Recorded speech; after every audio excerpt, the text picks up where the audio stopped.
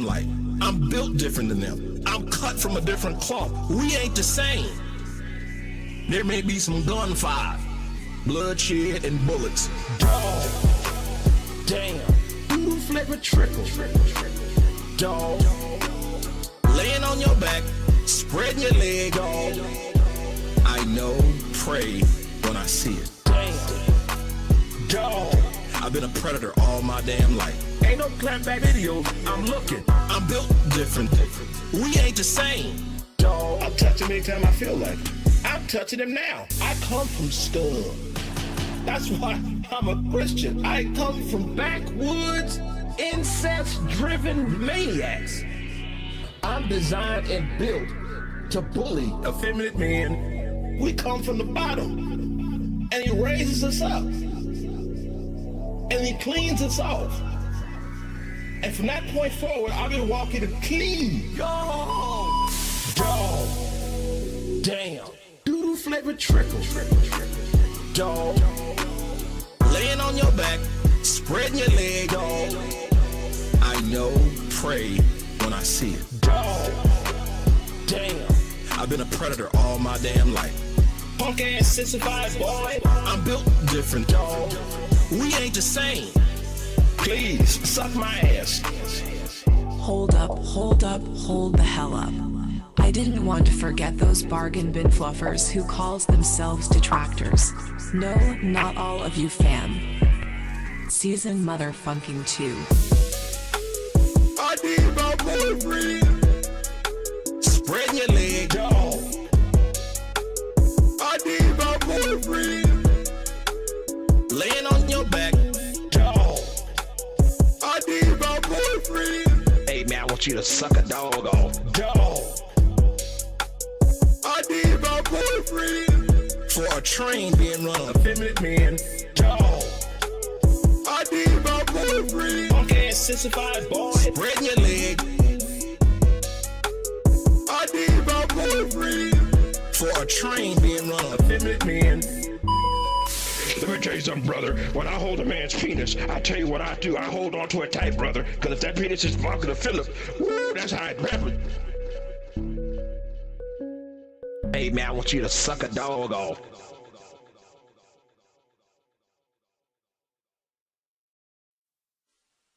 A whole lot of people, a whole lot of people, a whole lot of people, a whole lot of people. And my wife stands by me in that decision. That was a group decision that we made. No, love to this bear, not today. But big ups Wolverine Doll for the robust song. So there's that. Big ups everybody. Thank you for coming along. We've got some stuff to go through today, but first, everybody in the chat, thank you for coming. We've got Talby, we've got Epion, we've got Pasta Maker, we've got Disco023, and we've got Game Master, along with Darksea to Phil and Vikes. Thank you, everybody, for hanging in there. Oh, what's up, Mbode? How are you? We will be doing some call-in segments on here eventually. We're just going to get right into the thing.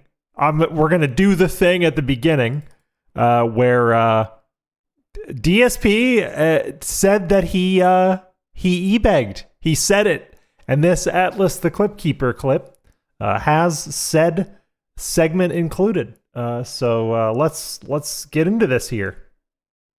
Atlas in the hot seat tonight. And Atlas. Goes by the name of Atlas the Bookkeeper. How you feeling, my friend? Yeah, you know, it is what it is. I have to, you know, in my career, I've always been the kind of guy that, like, I stand by my own morals, my own moral code, and, you know, that's hurt me a lot over the years. Let's be honest here. Correct, Talby. That's kind of what we're getting to in this segment. They basically, the Kino Casino Bros basically unshackled Phil.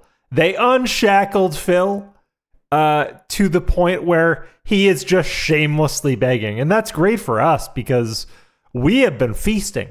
we have, I mean, as annoying as Kino Casino is, and Ashton and Andy, both annoying, insufferable people, we have been feasting since August.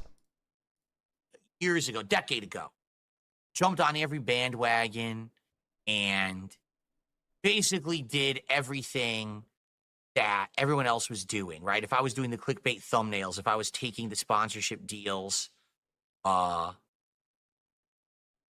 what I'm saying? Like, I would have been. I'd like to point out a couple of things here that Phil previously crapped on and now has. Most recently as a week or two ago, actually, he made fun of Rich for having a mic arm with this type of Shure SM mic. He said, "You don't need that mic. You're not going to be crooning in there. It's not a studio. Where you stream is not a studio. You don't move. You don't need it." So he bought one. Months and months back, about maybe April, May of 2024, he made fun of LTG for having foam background, the sound baffling phone background. He got it. He absolutely got it. And he's been shitting on green screens and other such back removal methods, and now he uses it every single day. So to quote GTG, Golden Triangle Gaming, you know, watch his stuff, listen to his stuff if you haven't. It's fantastic takes on DSP. If you ever want to see DSP do something he says he's never going to do, just wait. Because on a long enough timeline, DSP will do the things he claims to hate.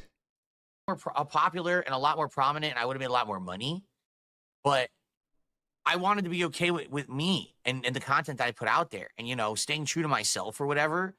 I definitely feel like,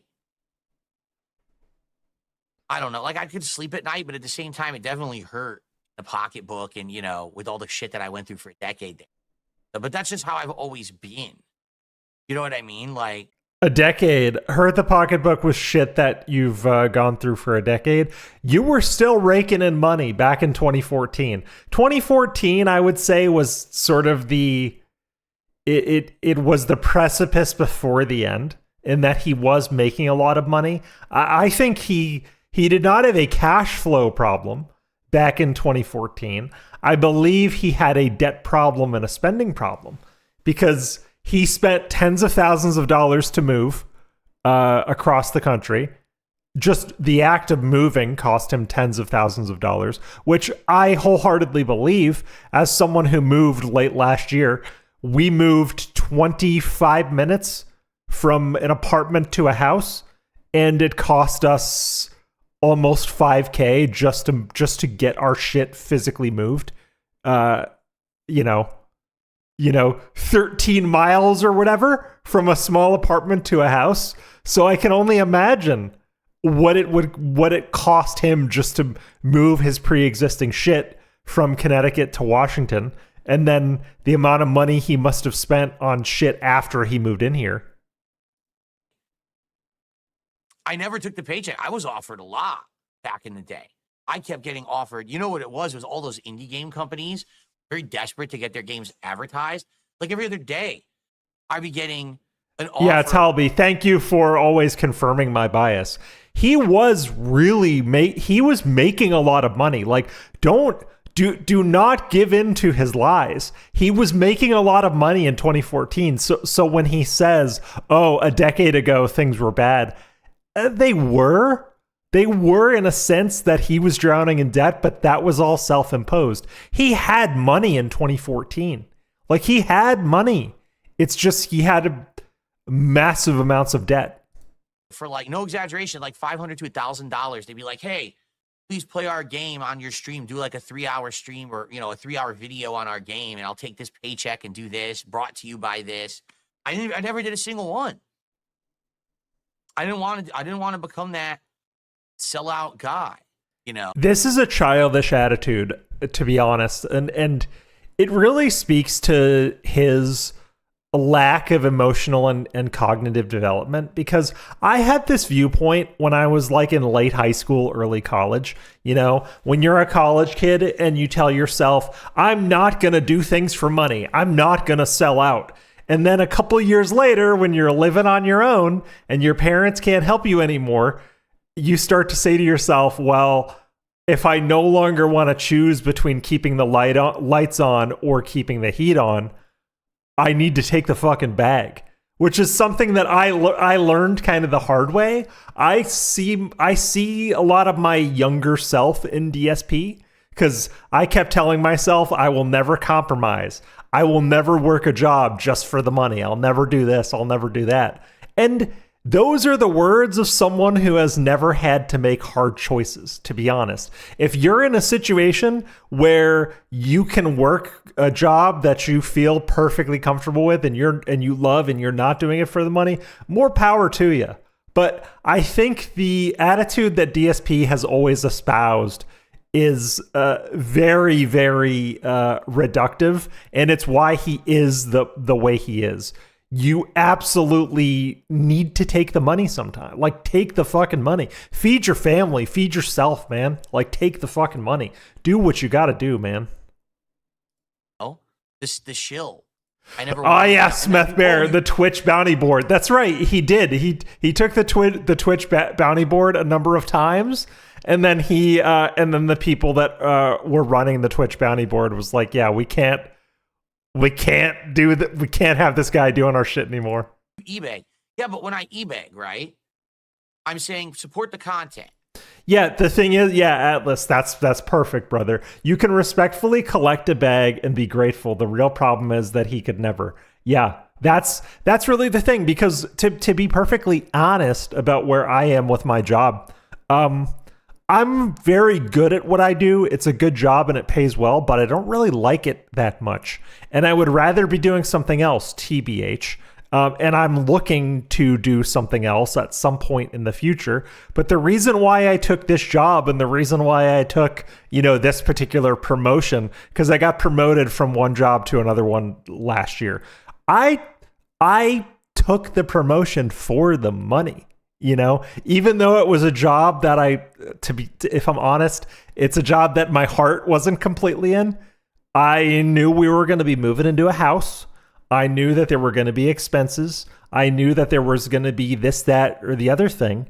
And we needed to fucking feed ourselves. So sometimes you just have to take the job, take the money. And I think because DSP has gotten bailed out by his mother, by his father, by whoever else in his family and his life, he's always avoided the worst outcomes.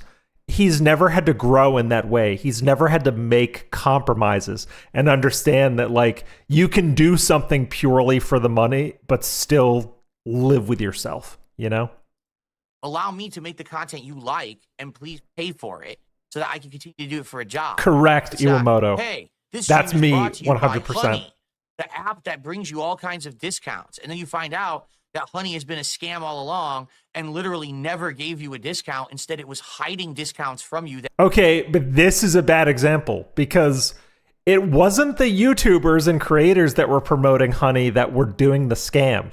They had no idea. This was only something that was recently uncovered. Honestly, the YouTubers that shilled Honey, I wouldn't hold them responsible for Honey intercepting promotions, because that's literally the scam behind Honey. If you didn't know, Honey would actually intercept other people's promotional codes if you were trying to put them in, and replace them with their own, so that Honey would get a larger cut or all of the cut of what the creator's commission was supposed to be. Honey was stealing from the YouTube creators most of all. So actually, the YouTube creators had very little to do with the fact that it was a scam. This was something that Honey was doing knowingly for years, and nobody was aware. So I don't think you can really blame the creators. I think DSP is just using Honey as like a decent scapegoat What about the dropship chairs that he used to shill? What about the Chinese garbage loot crates that he used to shill? What about the bean bags he used to shill? Like, DSP shilled all kinds of garbage crap, yet he's trying to pile on these creators that happen to shill honey. Like, get out of here, man. Everyone else was getting, and then they were stealing everyone's referral sales revenue for the past 5 years. You know? And let me go back and grab it. Past 5 years.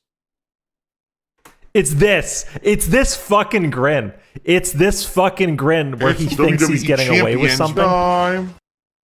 Thanks for the support. Amak Uno1 says, Happy New Year, Logan. Oh, thank you, Amac. I appreciate it. Thank you for the contribution. I like your positivity there, bro. Thank you very much. I appreciate you.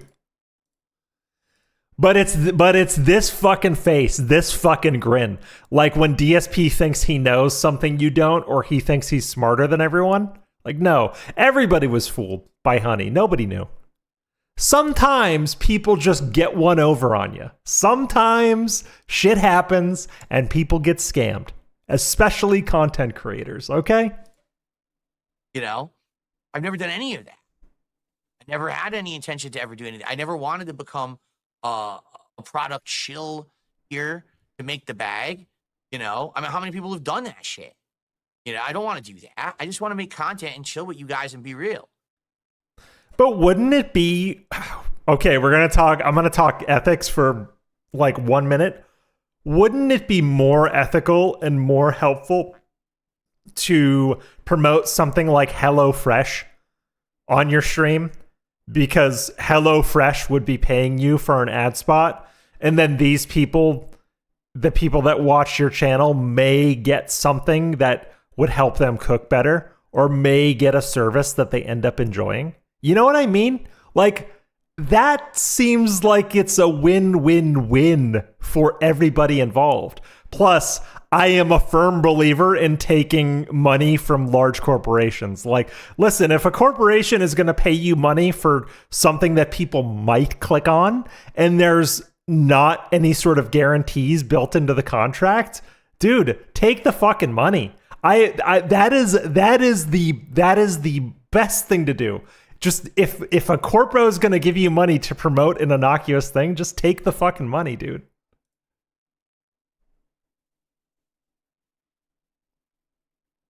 What about the chair? What do you mean? That office chair over there, where the way the sponsorship was going to work? Oh, yes, They were going to sponsees. send me that chair.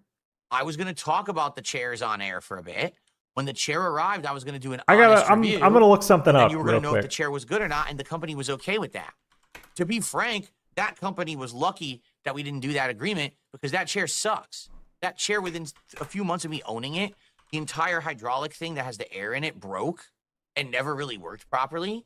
So they're lucky that I didn't actually truly review it, because I would have told you guys that the chair sucks. Don't buy it. The chair sucks, man.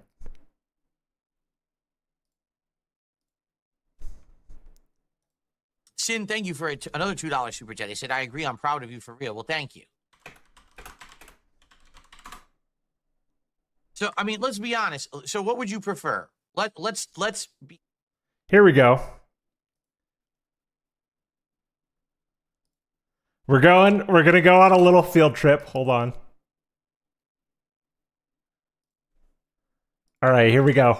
Or since he mentioned the chair, I mean, I think I gotta do this, right? Hold on.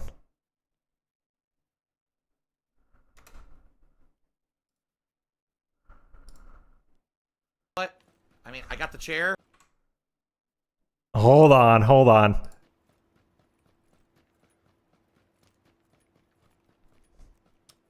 Fact of the matter is, folks, it doesn't really affect me, because guess what? I mean, I got the chair. I got the chair already. That's why I didn't do a lick of promotion until I got the chair. And I talked to the guy up front about this, the possibility of nasty shit happening. And he said, no, I understand. Don't worry, we'll put up with it. It is what it is, guys. So that's it. I'll be removing the link and everything from my Twitch page during the break. So he was perfectly fine accepting a chair from a company that he knew was a scam, by the way. That's the context of this clip. I just felt it warranted adding that context because people asked about the chair, and DSP in part of that clip that I just showed you, basically one of his viewers says, "Well, why did you promote the?" Basically, back in 2015 on a PUBG stream, a guy asked the exact same thing. Why would you promote the chair if you knew it was a scam? And he just goes, "Well, I got the chair anyway. It doesn't matter. It doesn't matter if the company is willing to scam people." So just there, DSP was willing to potentially promote a company that he smelled was a scam already. Yet he's gonna cast aspersions at people who promoted Honey, something that people suspected was a scam.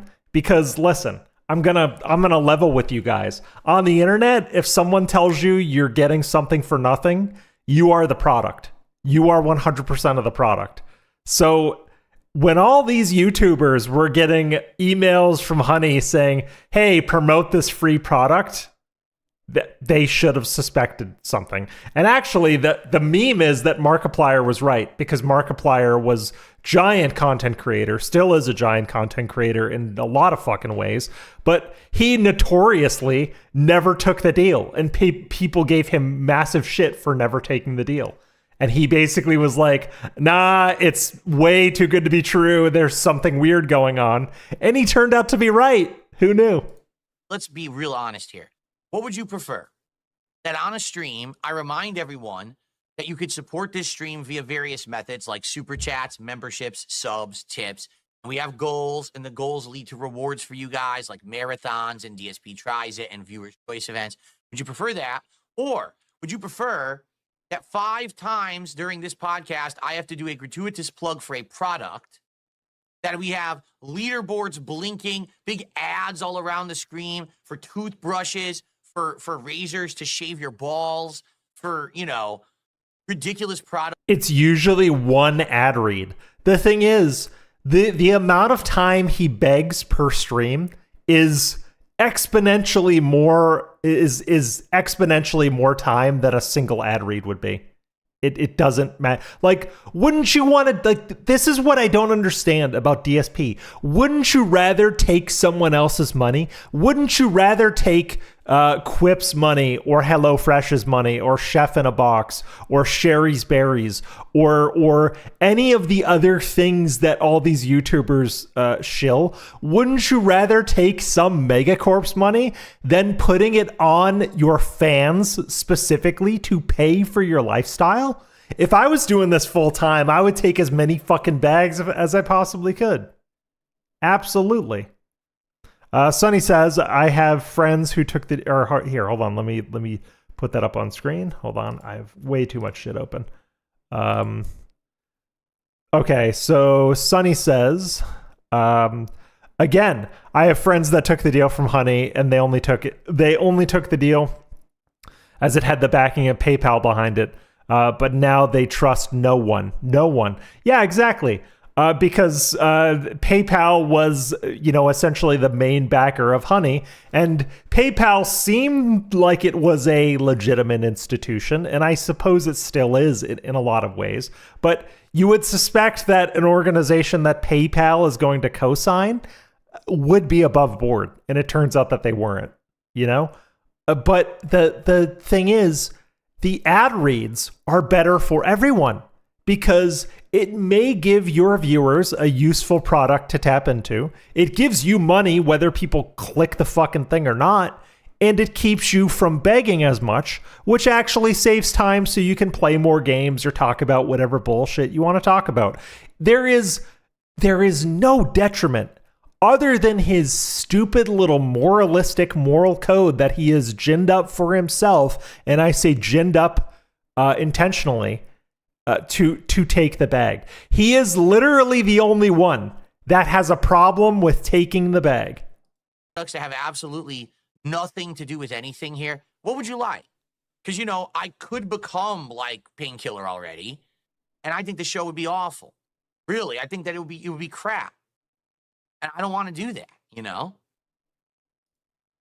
Oh, yes, the Hori Split Pad Pro. That's right. I forgot about that frog machine, but he did. He did a video shilling the Hori Split Pad Pro, and he said that it was awesome. He said that it was a great product. And then, like years later, someone asked him about it, and he said it sucked, and he never used it again. So DSP has done that exact same thing. The issue is he's hoping that people don't actually look because he hasn't taken an ad deal in almost 10 years. He's hoping people forget, but detractors have long memories. That's the thing.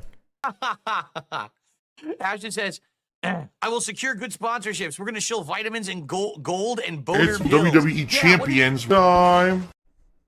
Thanks for the support. Mickey Thor says, sponsorships are steady cash, but he's always chasing more. We hit the goal, now let's double it. His begging is another form of gambling addiction. I agree. And fundamentally, that's actually where I was going with this. He would rather create artificial, not artificial, because risk is risk. Even taking ad deals are risky, as is the case with Honey, as it turns out. But he would rather create greater risk by not taking an ad deal, not taking a pretty simple and easy ad deal, because he likes likes the thrill of gambling, and B, he likes the dopamine hit of getting money. He loves the dopamine hit of getting money. It's such a multifaceted addiction with him because he likes to say, oh, I got X number of dollars in total on this stream because people like me. Because the first part is acceptance. The first part is he wants people to like him. So he's very insecure and he wants acceptance. That's sort of step number one to this multifaceted addiction he has. He's addicted to attention and acceptance, but he also loves gambling. So he actually does like the risk of potentially not getting the money that he thinks he needs.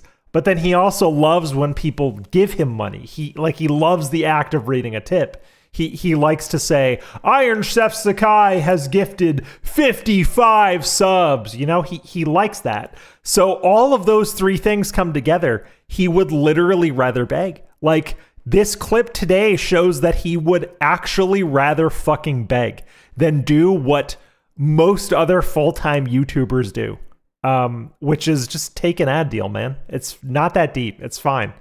And if it turns out that the ad deal goes sideways, you put out an apology video. Have you seen the dozens of apology videos that YouTube creators have put out for Honey in the past week, or due to shilling Honey? It's fine. Nobody hated them for it. They just put out apology videos and moved on because everybody got scammed. That one where they're like, put your money into gold. What? Put your money into gold. It's 2025, and people actually think it's a good idea to take your money and put it into gold. So I was talking about this in the general channel of the Detractor Beam Discord. I think it was Dune Messiah that had brought this up, and he was kind of he was kind of alluding to the fact that putting your money in gold and precious metals are a good investment, but the ways by which creators shill these, gold for cash online services are scummy. Because I do believe in diversifying yourself away from cash, because if all you have is cash, the value of a dollar is so volatile, especially in this political climate. The exchange rate of certain world currencies changes literally daily in a lot of cases. But if you have a house or a property or something backed up in precious metal, that precious metal or whatever you have will at least maintain some value, where you're at the mercy of your nation's economy and in a lot of cases the world economy for the dollar to stay strong. And the dollar is not going to stay strong, by the way. It's just not. It's very volatile. Besides, money isn't really yours. If you think about it, at least the way I look at it in the US, your money isn't really yours. Your money is basically an IOU from the US government and Federal Reserve saying you have this much US currency.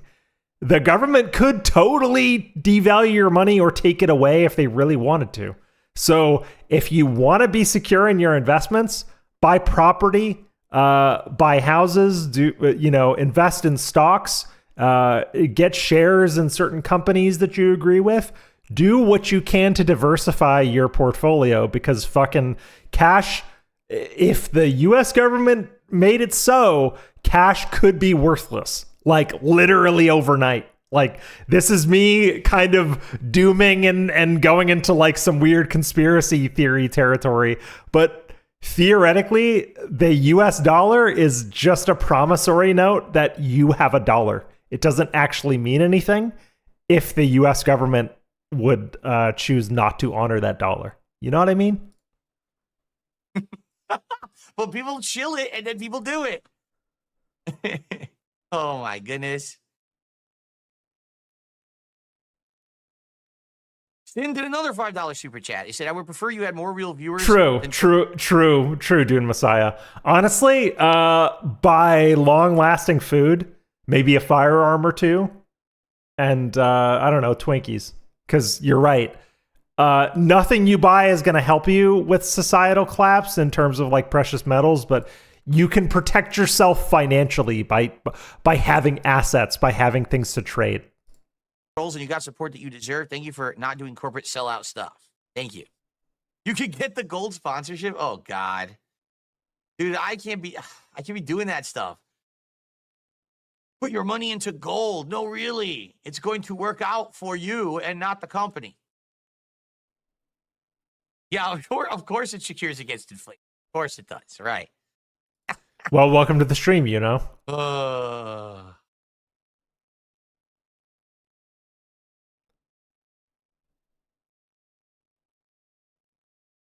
Why not sell one of those food delivery subscription services? It's WWE Champions time.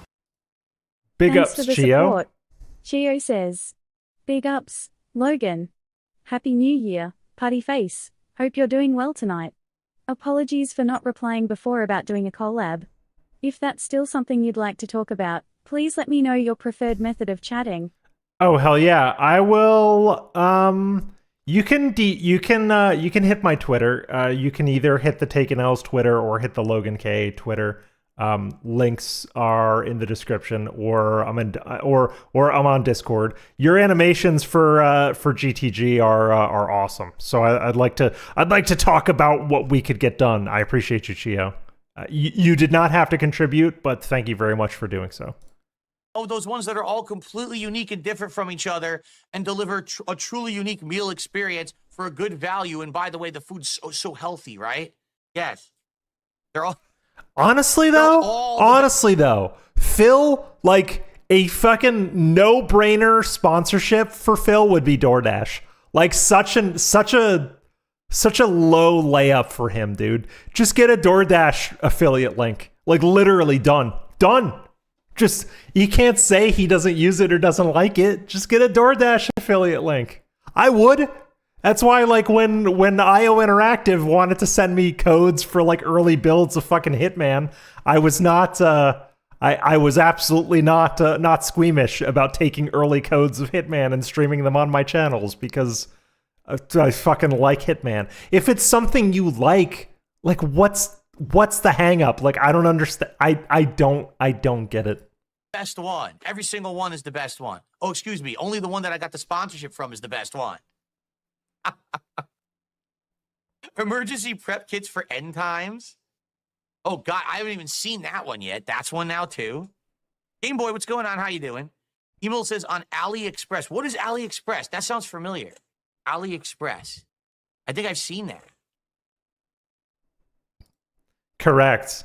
The problem is the begging. The problem is not that he makes his living online, and it's not that he doesn't take sponsorships, because there are plenty of streamers and content creators who don't need to take sponsorships because they diversified their business in a way where they don't need to really beg or shill that much. They have investments in other things. It's the idea that you would rather beg and you would rather have literally one person Literally one person prop up your streams for an entire week. Like all this week, it's just been Iron Chef Sakai, by the way. Just Iron Chef Sakai. AliExpress. What is this? Big ups, Commander Keen. I will say you actually can get some decent shit on AliExpress. You just have to be careful. Like, you just have to be careful. Some of the stuff that ends up on AliExpress are not real products, but you can find some cool like computer hardware on Ali if you're careful and you know what to look for. I have friends that do like a lot of homebrew like circuitry stuff, and they're constantly buying stuff on Ali. Promotions on clothing, electronics, sports, and more. Oh boy, so they add that advertise that one too, huh? What is that, like Temu? It's your turn, bro. Thank you, Jeff, for subscribing. Ash, and here we go. Yeah, I agree. I agree. He taking a sponsorship in a way would be an acknowledgement that he would need the money. And he actually, like, I prepared a clip that I'll watch a little bit later where he actually flexes and says, I don't need to save money. I don't need to worry about getting $2 off on a burrito or whatever. DSP wants to simultaneously say, I need help and I need the money.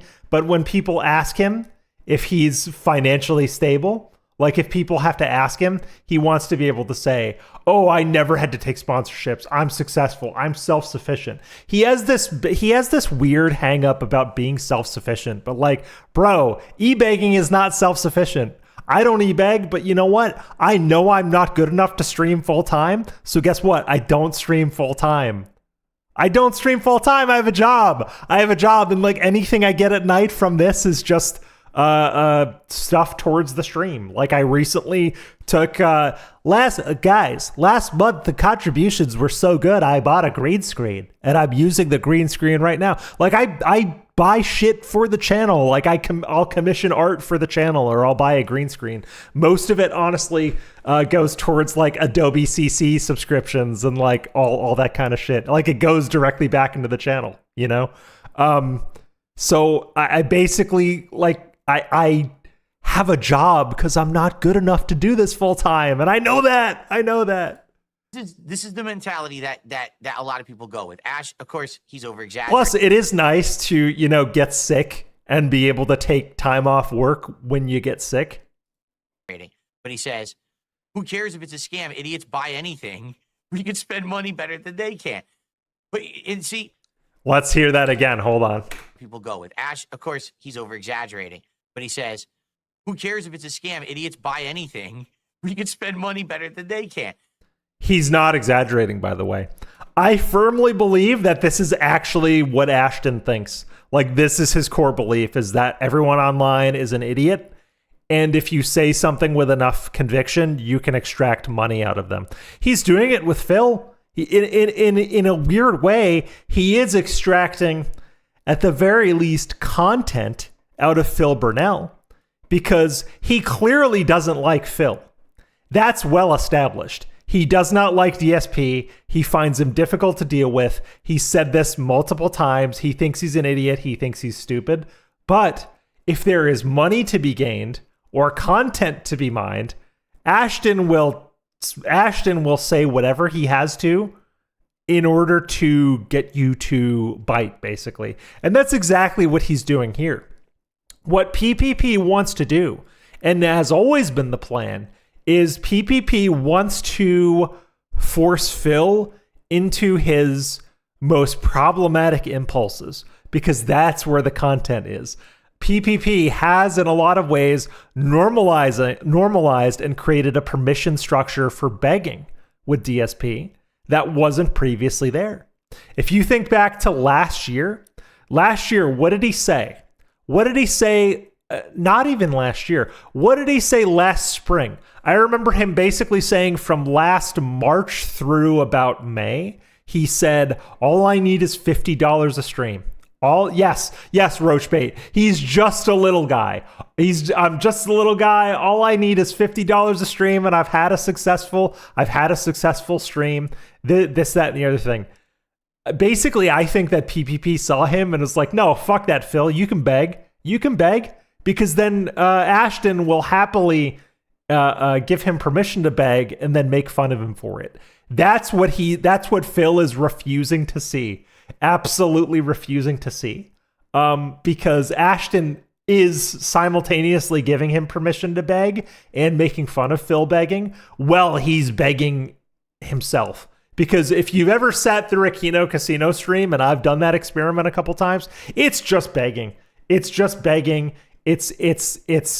Ashton saying, well, I guess no one's gonna buy subs tonight. I guess no one's got any money tonight. If you actually listen to a fucking Kino Casino stream, that's what it is. Ashton is the same type of beggar, but because Ashton is in his little corner of Kino Casino, he gets away with it. Like, you have to realize that, like, nobody goes on Kick. Kick is pretty far from mainstream at this point. So him and Worski can sit and like beg their fucking heads off, and nobody but us will know, because I kind of follow Kino from a distance now, because as long as Kino is within DSP's orbit, we have to pay attention to them.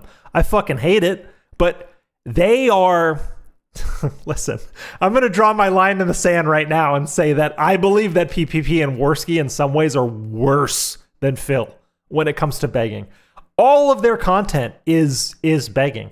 They do so in a much more enthusiastic way, but all of their content is let's get some subs. Let's get it going, man. But, and see, I could do that. No, really, I could. But I would much rather be like, hey, listen, here's content you enjoy. Support it via these methods. Yeah, Penitent Sin. I'm willing to be convinced otherwise, but I actually think that in a lot of ways, well, not in a lot of ways, I think in almost all ways, PPP and Worski are objectively bigger scumbags than Phil. Like that's the thing. To quote Meerkat, they like to moral fag him all the time, but they are objectively bigger scumbags than him, right? Like they are, right? We could agree on that. Like DSP's pretty scummy, but he's never shown his asshole on the internet, and he's never tried to take money from children pretending he's a pastor. You know? I'm going to shill a bit during my stream. I'm going to ask for contributions. I'm going to e-beg, but that's because I'm bringing you content you like. And by the way, that means... The thing is, like, so VLX says they're far more sinister than Phil. I don't believe that Phil sets out to hurt people. You know what I mean? I don't think he sets out to hurt people, but I think he does things that are harmful. I genuinely think that Andy Worski and Ashton Parks enjoy hurting people. They enjoy hurting people on the internet, especially Ashton. Like Ashton basically cackles maniacally when he feels like he's really punching down and hurting people on the internet. We've seen Phil do that, but not to the extent that these guys do. Phil doesn't want to hurt people, but he enjoys it. If you get my meaning. Phil likes getting some good hits in, and he likes seeing people hurt, but his base intent is never to actually hurt people. But Ashton and Andy, that's all they fucking do, is hurt people. If I'm bringing you content you don't like, tell me, and then I'll change it up. That's what when people say wage quit. Like, yeah, well, Dan Dark, I agree with you, but the thing is, I wouldn't even call Kino internet blood sports, because in order to qualify as an internet blood sportsman, you have to be on a mainstream platform. Like, I'm sorry, you have to at least be on YouTube, right? Because like they're in their little Kick bubble. Nobody goes to Kick. Nobody goes to Kick but those broccoli-headed motherfuckers like Jack Doherty. You know what I mean? And even he got banned from Kick. Yeah, it's one-sided blood sports. It's the same thing Phil does. Phil likes to call people out in his chat because he knows they can't talk back. And PPP and Worski call people out like Grace Thorpe and like Ethan Ralph, because they know that like they're not going to bother with them. You know, it's very easy to yell at somebody who won't talk back. And again, I have to qualify this here. It's easy for me to say that because Phil's never going to talk to my ass. If he wants to talk to my ass, he can go ahead. But it's very easy for them to get on their moral high horse when their targets don't talk back, basically. I'm like, what are you, fucking stupid? People are paying me to make content they enjoy. If they're not enjoying it, they won't financially support it. Then I should do something else. Like beg. Because the thing that I always say, and the thing that I always tell people that like ask me about DSP and like why do you watch him so much? Why do you keep track of him so much?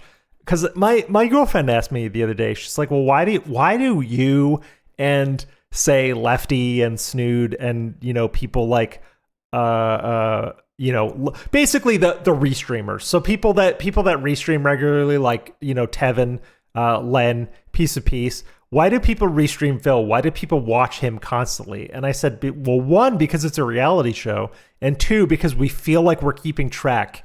For some people, like, this is science. You know what I mean? Like, it's for some people, it's science because you don't think this person should exist, and for some people, it is a soap opera. Because for me, I'm just amazed that Phil, I'm going to be honest, I'm amazed that Phil's not dead at this point. Like, how can someone like him live to adulthood and live to be 42?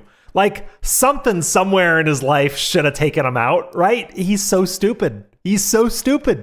And yet he exists and he makes, I don't even make half of what he does per year. You know what I mean? It's wild, People want, right? There's nothing wrong with wage quitting because the whole idea of business is to make a product people want to consume. Okay? So in this regard, the way I see it, I have no problem e-begging because it makes sense because I'm saying he said it. He said the thing. In this regard, the way I see it, I have no problem e-begging because it makes sense because I'm saying, hey, here's the content you like, support the content, and now I don't have to shill crap you don't want or like, right? I don't need you to buy toothbrushes. I don't need you to buy, apps. But the problem is that you're okay. So right there, he claims that, I'm giving people something that they like. I'm providing a service. I'm providing a product that people like. And if people are enjoying it, he said, if people are enjoying it, they will pay. But then he says, I have no problem e-begging. So let's hear what he says. Scrubbers and, ridiculous products, no one cares, food delivery services. I don't want you to. Yeah, Paul, the logic is busted, man. The logic is completely busted. Because he's saying, I won't take sponsorships, but I'll gladly e-beg. Listen, I would feel terrible. I would feel absolutely terrible if let's say I was doing this channel full time, and let's say I had to make a living. Let's say I needed $100K a year to maintain my lifestyle. I don't live nearly as lavish a lifestyle to warrant $100K a year. But let's say I did. I would feel so bad making it the sole responsibility of my online viewers to pay for my lifestyle. That just doesn't sit right with me.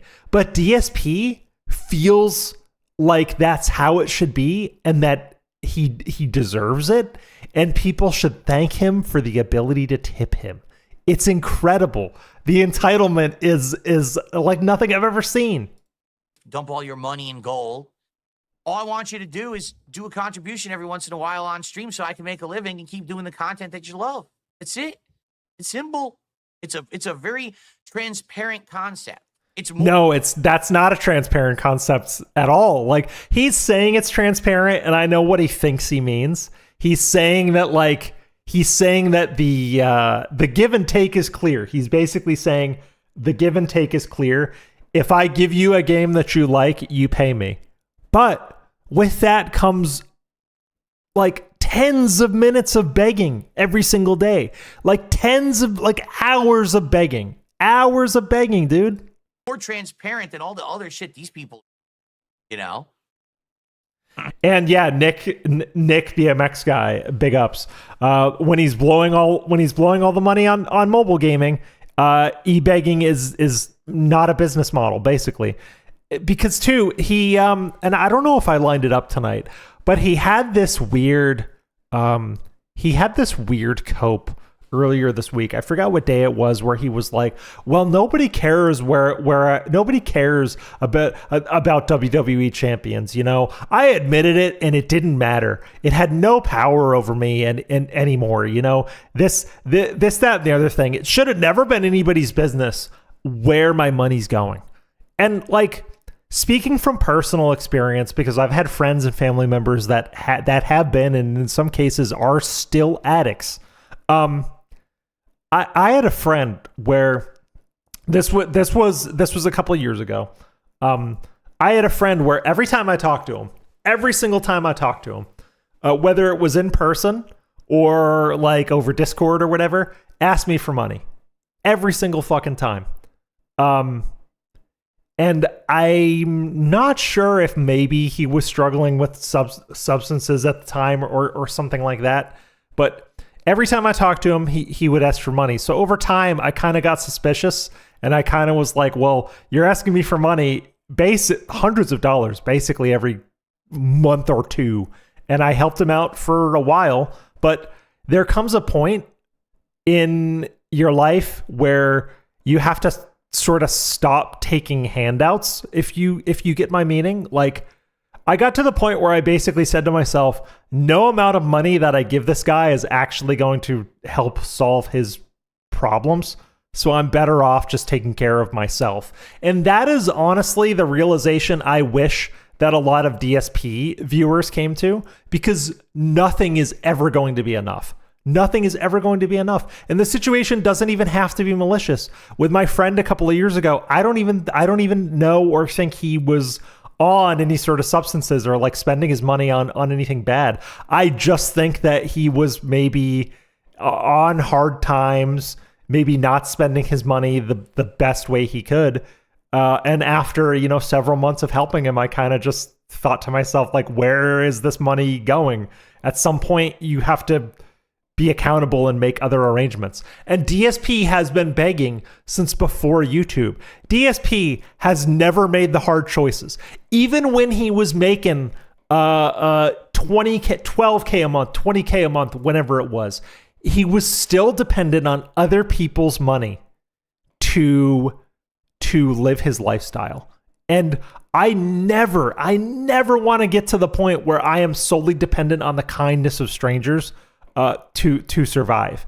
At some point, you got to leave the cave, go kill something, and drag it home. You know what I mean? And DSP likes to say he's this self-sufficient Chad on YouTube, but he's not. DSP is the most codependent streamer I've ever seen. And I know people, and I know ladies that make OnlyFans, and I know ladies that are cam girls. But even for OnlyFans ladies and cam girls, you're getting something in return. At least you might get a couple pictures that look nice, or you might get to have a nice conversation with a lady. What do you get from this guy? Nothing. It's really wild.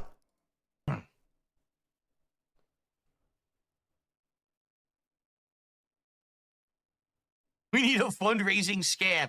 We need our crypto scam. How can we do it? No, links will not be in the description. These people are my friends. You guys need to leave them alone. What are we gonna call it? We gotta come up with a good crypto scam that somehow people won't suspect. Like every single one of these crypto things isn't a scam, right? What's up, Ice Yamamoto? Yeah. Dude, he was begging years before YouTube. ALT found forum posts from like 2004 where he was begging for money for tournaments. DSP coin. King's coin. We'll call it King's coin. Imagine a DSP pump and dump scam. Imagine that, though. Imagine a Hawk Tua level DSP pump and dump, where DSP would literally just say, I gotta go to bed, I'll see you tomorrow, and then he'll sleep for 14 days, like Haley Welch did.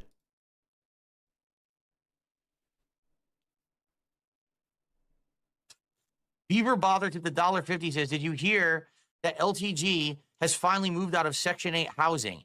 Maybe if he did the collab stream with you like a man, he could have moved out of there 6 months ago. I don't care. I agree, Meth Bear. Not to go on a tangent about Haktua, but the more I read about the situation, the more she knew exactly what she was co-signing, by the way. Because at first, like when the story first broke, I just thought like, no, she's a fucking idiot. She's somebody's useful idiot.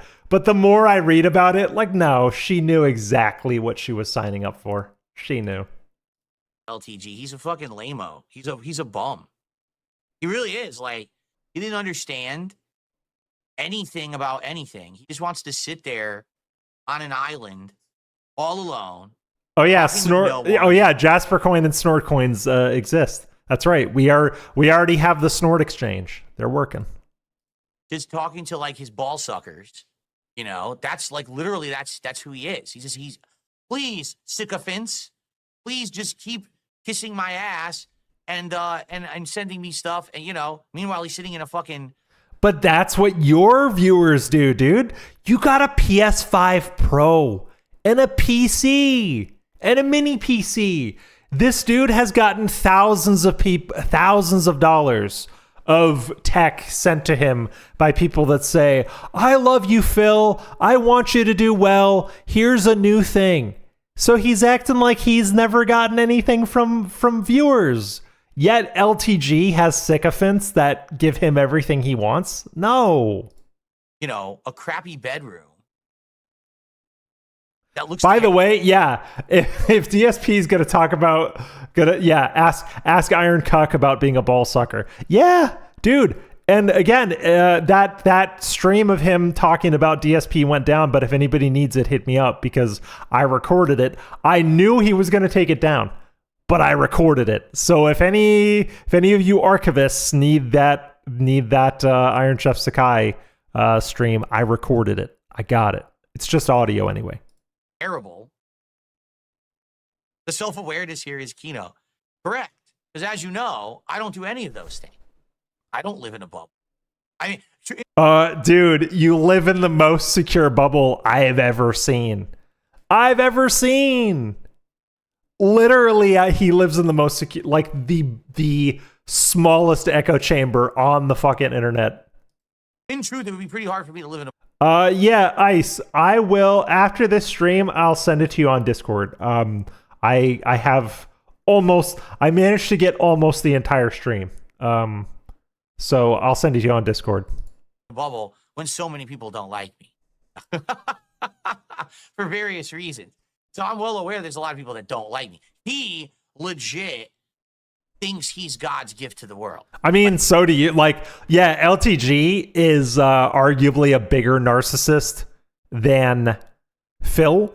Because, so I've been talking to Len the Deranged a lot lately, and like Len has on occasion let me into some of the LTG lore. LTG literally thinks that he's like a demigod descended from angels. Like, I'm not being hyperbolic. I'm not making this up. LTG literally thinks that he is some kind of template for some godly race. You know? So, yeah, Mars Champ. If you guys are on Twitter or Discord, I'll, you know what? I might just, I don't know. I'll make that clip available. I'll make that stream available for people who want it. I'll find a way. Like, that guy is like, I can't imagine how he holds his ego in his head, how his head hasn't exploded the way that he acts and thinks. But I would still argue that Dale Wilson is a more interesting person and probably a better streamer than DSP in a lot of ways, because he at least can make a stream interesting, even if a lot of it is just him financially humiliating people and rogging out. The few LTG streams that I've watched, I've actually had some laughs, and he is a very fun person to listen to. Actually, he has a very interesting way of speaking, and his voice is not like a fucking cheese grater. Oh, does Ann have it uploaded on YouTube? Well, if anybody needs it, I'll get it to you guys. I ripped the whole thing too. Is he still playing Tekken 8 and losing his mind? That's hilarious. He bought a house with another man. Oh, interesting. Oh, interesting. Oh, what, you want to elaborate on that, Phil? Oh, interesting. He bought a house with another man. Will it be his? Oh, yeah. Good point. I can upload it to YouTube and just mark it as unlisted and share the link. I will do that. Manservant? Will he have a live-in manservant? He's gonna be like LTG would love a manservant. He actually probably would. The idea of bossing another man around would be like his favorite thing. Well, indeed, I am very jealous of Dale's crispy jawline. That's correct. Wait, yeah, time for men, Aura Master. If you know, you know. It's time for men. That's right. I don't know who that is. Never heard of that name before.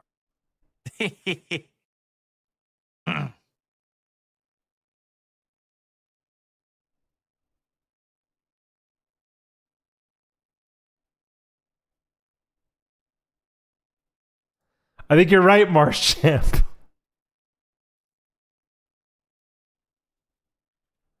All right, I don't need to know about him shitting in the shower. All right, let's move All right, on. are we done? As primo as it's gonna get. Ups and downs and. Okay, we've seen the thing. Big ups, Atlas the Clip Keeper, friend of the channel. Let's go over to a call-in segment. Let's see here. Anybody that wants to jump in, there's a Discord link in the description. But if you would like to call in to the phone, you can use 1-917-740-8933. That's 1-917-740-8933. And you can use *67 to anonymize yourself before calling. So I'm going to pop this here and then pin it. So if anybody wants to hop a quick call-in segment, we can. And if not, we'll move on. No worries. No worries at all. Because then what do we have? What do we have next? Oh, we have the Jamal stuff. Yeah, DSP gets betrayed by a whale and has a ton of bans. That was a fun segment. I had a laugh listening to that. Okay, so no call-in segment quite yet, but if y'all want to do one later, we can. We certainly can. I'll move on to the next thing, and then we'll keep it pushing. But if anybody's interested, feel free to hit up the phones. I'll keep an eye on them. This was DSP gets. I think this is DSP gets mad at Jamal because a bunch of accounts were banned. I don't know. I wasn't really paying attention, but I thought his reaction was funny.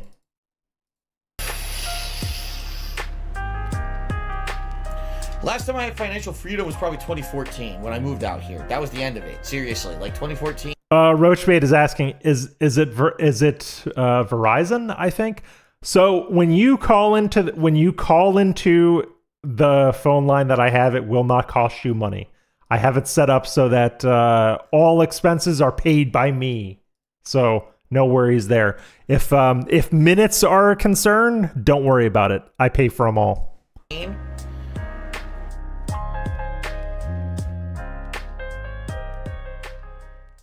So I'm not even kidding you. Moments after I started streaming, this guy named Jake in the YouTube chat says, the only reason Jake James Lugo. that I'm going to this California burrito on Friday is because apparently they have a half price sale for its launch, and I guess he thinks I'm a cheap. Oh yeah, this is the one I was saying where he's like flexes and he's like, I don't need to say buddy, I know burrito. Hold on. Because apparently they have a half price sale for its launch, and I guess he thinks I'm a cheapskate. He says there's an Alberto's Jr. right on the same block as me, and their food is much better. I should go there. I wasn't even aware that they have a half price sale.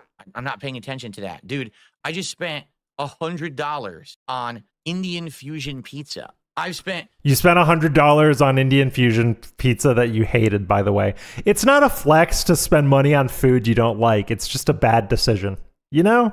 Like, I spent a lot of money. Like, I had a spending problem for a long time, like through high school and college. Like, when I got my first job, I was just spending money on everything. But I'll never forget what my stepdad told me. My stepdad told me this, and I remembered it forever. He said, spending money on something you don't need, even if you're getting a good deal on it, it's still a bad deal. You know what I mean? Like, spending money on something you didn't like is a bad deal. Be an informed consumer. Him spending money on shit he doesn't like and then flexing on it is just him being a bad consumer, an illiterate consumer. countless money upgrading my setup. I just spent $17 to $20 on this shock mount. I spent $250 on this microphone. I spent $100 on this boom mic arm. You think I care about saving half price on a bird? You should. If you don't, you should. You absolutely should.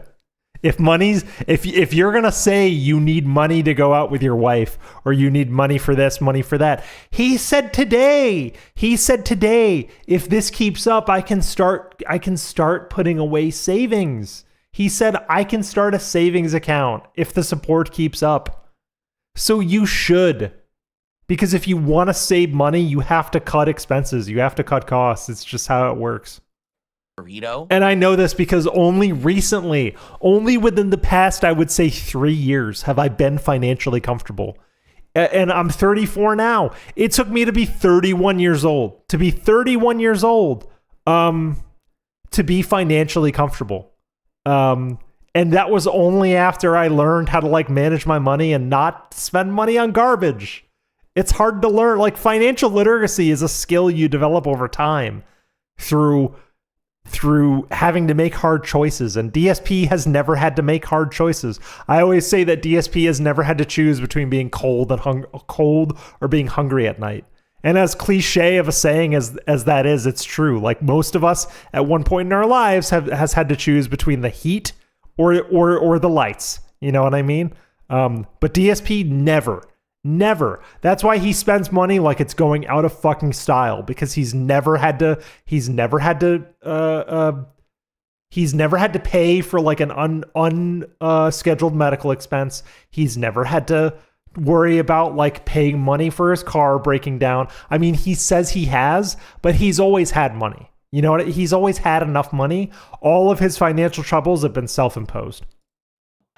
Yes. It has nothing to do with pricing. The fact that you would basically accuse me of being a cheapskate with all the money that I have spent on my streams in the last several months is pretty ludicrous. I mean, yeah, dude, absolutely. Talby, I overcorrected after having a spending problem. Like, all through high school and college, I had a fucking spending problem, to the point where when I went to college and brought my debit card with me, and I was just spending shit out of my bank account, like, needlessly, constantly, my parents, literally, when I came home one time from school, they took away my debit card and they said, you cannot be fucking trusted to handle your own finances while you're away at college.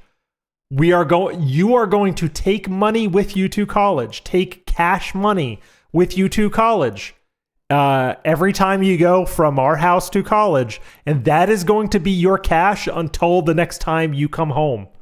And if you run out of cash, I'm sorry, figure it out, is literally what my parents told me. And you know what? Since my parents put me through that little exercise, I know the value of a dollar, and I know how to manage money. Talking like years ago, sure, but certainly not in 2025. Bone-in chicken is work. I love these people who make like these. No, it wasn't anything dramatic. My stepdad didn't like snap my debit card. He just took it and he said, I will keep this for you. And every time you come home, we will withdraw money from your bank account, and you can take it to school with you and keep it in your, because I had a valuable safe. I actually had a valuable safe in my room at school. He basically was like, keep it in your safe at school, in your little safe place. And that's going to be your cash until the next college break. And then if you run out of cash between then and when it's time to come home again, that's your problem. It's not us. And that's how I learned. Your parents, it does, sort of to quote Lefty, it does come down to parenting. Like, my parents parented me real good at that point in my life, because that taught me financial literacy and like financial responsibility. If you don't, you have to actively teach a kid financial responsibility. If you don't, they'll just spend like DSP does. Names that obviously are like ridiculously rare references to something I've said. Like, I know for a fact in the past I've said, I don't like eating chicken wings because having the bones bone and chicken is work. And mess. Hell yeah. You know, now you get them all over the place, you get your hands covered. If I'm going to eat chicken, I'll have boneless chicken, right? That's what I say. Now, I do eat bone-in chicken. It's just at home. It's baked chicken. I don't want to go out and get like wings. I don't like them. So this person makes a name, bone-in chicken is work. Like, this means something. Like, this is some meaningful thing. It's the same thing like how these people hyper-focus on dumb stories like the Wolverine figure. And then they So we remember the Wolverine story because it's funny. It's funny that like a 27-year-old dude, because I think that would have been in like what, let's say 2009, 2010. Yeah. So he would have been 28. Let's say he told that Wolverine story for the first time sometime in 2010. The reason why we remember it and the reason why it's such a meme is that a 28-year-old guy, a grown-ass man, is vehemently saying, this is a message to all the parents out there. If your kid wants something, buy it from them. Buy it from them. I told you to buy the figure. Oh, you know what? Let's go on a fucking field trip, actually. If there ever was a time for a field trip, let's see. I told you to buy the figure. All right, hold on. I'm just gonna look it up like this. DSP Wolverine. There we go. There we go. This is it. We're going on a field trip. Because some of you may or may not know about the Wolverine story, and it is really fucking funny. It's iconic. I told you to buy the figure. Why don't you listen to me? Iconic. Okay. The next question is from Taco Manx. Or Taco Man X, I'm not sure. And he says, is there something as a kid that you desperately wanted but you never got? Like a toy or a video game? Now, this is a funny story. Also, I love, like, listen, I have back problems and, like, my legs barely work and all of that. Who am I to actually judge DSP for what he uses, like, orthopedically, posturepedically, and such? But the pregnancy pillows always fucking kill me whenever I see them. Very funny story, okay? When I was a kid, there was this one year, and let me, please, all of you on the stream, if you are a parent, if you plan to be a parent someday... It's literally like, in my opinion, it's this statement right here that puts it over the edge into being so fucking funny, but also, like, incredibly memeable. Like, it's this kind of shit that makes him into a lol cow, because he's literally giving a message to, like, children on his stream. When it's like, if you're a parent, or when you become a parent, listen to this. Listen to what I'm about to say. Buy your kid the shit they want. Stream, if you are a parent, if you plan to be a parent someday, please heed my advice. Yeah, VLX says he's serious. That's the difference. Yeah, that's the thing. He didn't tell this story. Like, a lot of streamers tell embarrassing childhood stories as like a little joke or something like that. But he was 100% self-serious. Like, he was seriously telling people, like, listen, if you don't want your kid to bitch about you on stream in 20 years, buy them the fucking figure. Just heed my advice. If you listen to this story, this will help you, okay? When I was a child, I was very different than the other children. WWE Champions time. Thanks for the support. Shiny Teeth says. The correct answer to this question is, I don't know, probably. You don't always get everything you want. And that's okay. Correct. Correct. You don't always get everything you want. It's actually the things that you don't get that like teach you lessons. Like I'm trying to think.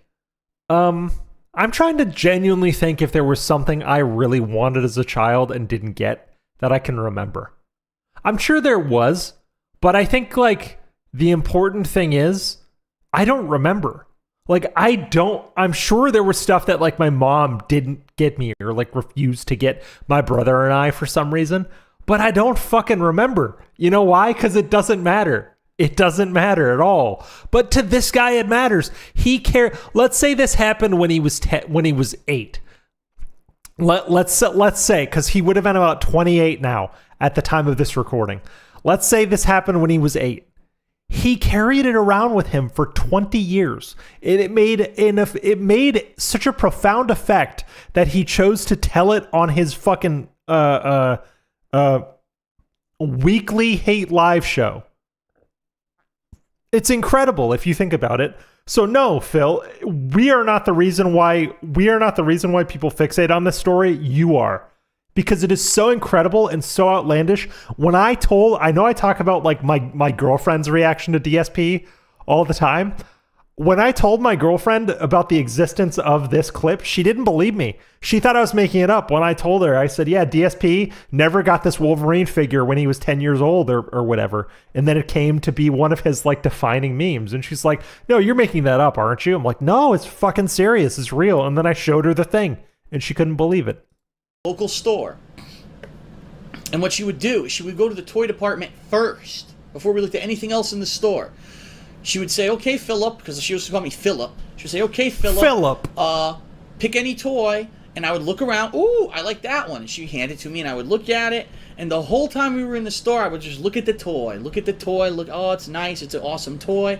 I would read all the packaging. Of course, I couldn't, very limited reading that I had back then, but I would read as much as I could. You know, look at colorful packaging. I remember back then the biggest thing was He-Man figures. So it was always He-Man. I would look at the figure. I remember, I guess. Oh no, I thought of something. One thing that my parents refused to buy us, my brother and I, was the original Xbox. And their rationale behind not buying us the original Xbox was, well, you already have a PlayStation 2, which is like very sound rationale, right? So my mom said, listen, okay, if you guys want to get a original Xbox, you got to save up your money and you got to buy it yourselves. So my brother and I saved up our money and we split it. We split the cost 50-50. And we fed fish, we fed cats and dogs when our neighbors were away. My brother mowed lawns. I did, a whole bunch of other stuff. Like I sold coupon books, all that shit, because you used to be able to sell coupon books for money back in the day. But eventually we bought our own original Xbox. That's the only thing I can really remember my mom being like, no, you don't need that because we already got a PlayStation. And you know what? My mom was right. And I think it was a good lesson. She was, because I remember her saying, well, do you really need 2 game consoles? Like literally, my older brother's name is Morgan. And because he was the one that like was asking for the Xbox first. She was like, oh, Morgan, do you need a second game system? Do you really need a second game system? Right? And he was like, well, no. It's like, do you want a second game system? It's like, yeah, we want an Xbox, right? It's like, well, if it's something you need, if it's something you want but not something you need to save up your own money. And that's how we learned. Yeah, mowing lawns. Yeah, my brother mowed lawns. I was more of like a salesman type. I sold like lemonade and coupon books and stuff like that. One of my friends' moms worked for one of those companies that sold the coupon books. So I was actually able to buy coupon books for relatively little money with my allowance and sell them to old people that my grandmother knew. And I was able to shill those for enough money to cover my half. But yeah, my mom was basically like, well, you want an Xbox, but you don't need an Xbox. Therefore, you'll save your own money for it. That's how you teach kids about money. So it'd be hours my mom would be in the store shopping for different stuff or whatever. And then finally at the end of the day, we would go back to the toy department and I would put the toy back. and I wouldn't bitch and moan. I wouldn't demand that my mom buy it for me. I knew that that was just a normal day. She was there to go get groceries or whatever it was we were there for, and that when it was either my birthday or a holiday, that's when I would get my toy. And that's how I was. That's right. ALT bought like 5 of them, you know. As a kid. And a lot of you might be saying, what the fuck? And yeah, I don't know what it was. I don't know if it was my raising or if it's just the way I was. I was very content to see stuff for a limited amount of time, put it back, and then know that if I want that permanently, I can get it on a holiday. I don't know. Massive X to doubt on that one, by the way. Because it is very true what people say, where how you do one thing is how you do everything. I am convinced that A, he got everything he wanted, because all you have to do is mention that he needs something in his chat once. The Shure SMV mic that he has now, one chatter mentioned it. The mic arm he has now, one chatter mentioned it. One chatter. The wrist rest, one chatter. And he sees it on Amazon, he fucking orders it. He has no self-control. So if he has no self-control at the age of 42, there's no way he had self-control at whatever age 10 it was. Well, it's just how I was as a kid, okay? So yeah. So I remember Yeah, this one exactly. time. Shiny T says so he was content just looking at toys, then he threw a bitch fit over Wolverine. Yeah, I doubt it. No way. Now this was much later than that. That was when I was a small child. When I was much older. So we're talking, I was still preteens, but I was around that age, you know, the 10 to 12, whatever range. And I was heavily, this is the time of my life, I was heavily into comic book collecting. I would read every X-Men. So there were like 4 different X-Men books. I would read every X-Men book. I would read every single, so for certain Spider-Man and stuff. I was into it. I was into the Marvel comics at the time. And I remember... Nice snort. I remember this one time I was into, again, I still liked action figures. I was into the X-Men action figures at this time. And at this time I had an allowance, so I would save up my money and I'd spend it every once in a while to buy these X-Men action figures. So this one day... A lot of you guys in the chat are thinking he was a little older. Maybe you know what? Maybe he was. Because thinking about it, he's saying that he was into comic books. You gotta be at least a little bit older. Because I remember I started reading some comics. Like I was reading DC comics. I was reading like Batman and Aquaman when I was like 9 to 11, maybe, or maybe like 11 or 12. That's probably what he was. That's probably the age he was. Yeah. Here's the thing, and a lot of people might not even realize this too. This was nuts. I got to go into detail. I don't know, Chio. Did he? 15 seems like too old for this story. I'm sorry. That's embarrassingly old to want a Wolverine action figure. This was absolutely nuts. So, toys are for kids, right? What happened back then? Okay, so Shiny Teeth says I was looking for first edition Wolverine toys, found one from 1993. Okay, so if what Shiny Teeth is saying is the one he was looking at, it would have been in 93 or 94, so he would have been 11 or 12. That actually makes more sense for being heavily into comics. Is that because the comic book fad was so big, other things that were offshoots of comic books also became collectible and highly valued. So, for example, the X-Men figures. When they came to a store, the box would have like a lot of certain figures and very little of others. And one of the ones that was the variant that was rare was Wolverine, which was nuts. Why would you make Wolverine the variant that only has a few per box of shipment? Because Wolverine is one of the most popular characters in the X-Men. He just answered his own question, by the way. Listen carefully. That only has a few per box of shipment. Why would you make the Wolverine the rare variant? Why? Tell me, Phil. Why would you make the Wolverine a collectible figure a rare variant? Because Wolverine is one of the most popular characters in the X-Men universe. Okay, thank you. Because Wolverine is one of the most popular characters in the X-Men universe. Because all interesting X-Men stories revolve around Wolverine. We all know this. So the Wolverine figure was very rare at the time, okay? And I remember I went to a comic book store one day with my parents, and the Wolverine figure was there, and it was expensive. It was like maybe, I think, 20, Yeah, 25 Joe, bucks. I just played with my toys when I had them. I never looked at them as collectibles. Than a normal figure. I had a bunch of Star Wars action figures that ended up becoming collectibles later on in life, but I destroyed those fucking things when I was 10. All right? Rarity. And I turned to my mother and father, and I said, guys. Yeah, listen, Lefty, you know the one. You know the one. I want that action figure for my birthday. Big ups, Lefty. So, please, what I would ask you, I've never asked you to do this before. We know how rare that figure is. We know we've been to stores endlessly and we've never seen it in the flesh. It's oh yeah, that's right. We got it now, guys. Wait, hold on. Please, I want that. I turned to my mother and father and I said, guys, listen. You got the guys. He still does that. He did that today. Whenever he's like really asking for something, he either goes guys or now guys. Phil never changes. I need to get a Ron Perlman cameo of him saying Phil never changes. I want that action figure for my birthday. So, please, what I would ask you, I've never asked you to do this before. We know how rare that figure is. We know we've been to stores endlessly and we've never seen it in the flesh. It's finally here in front of our faces. Please buy the figure now. Hide it from me for for months until my birthday and give it to me on my birthday. This will ensure that I will get this action figure because this will ensure that I will get this action figure. We've seen it.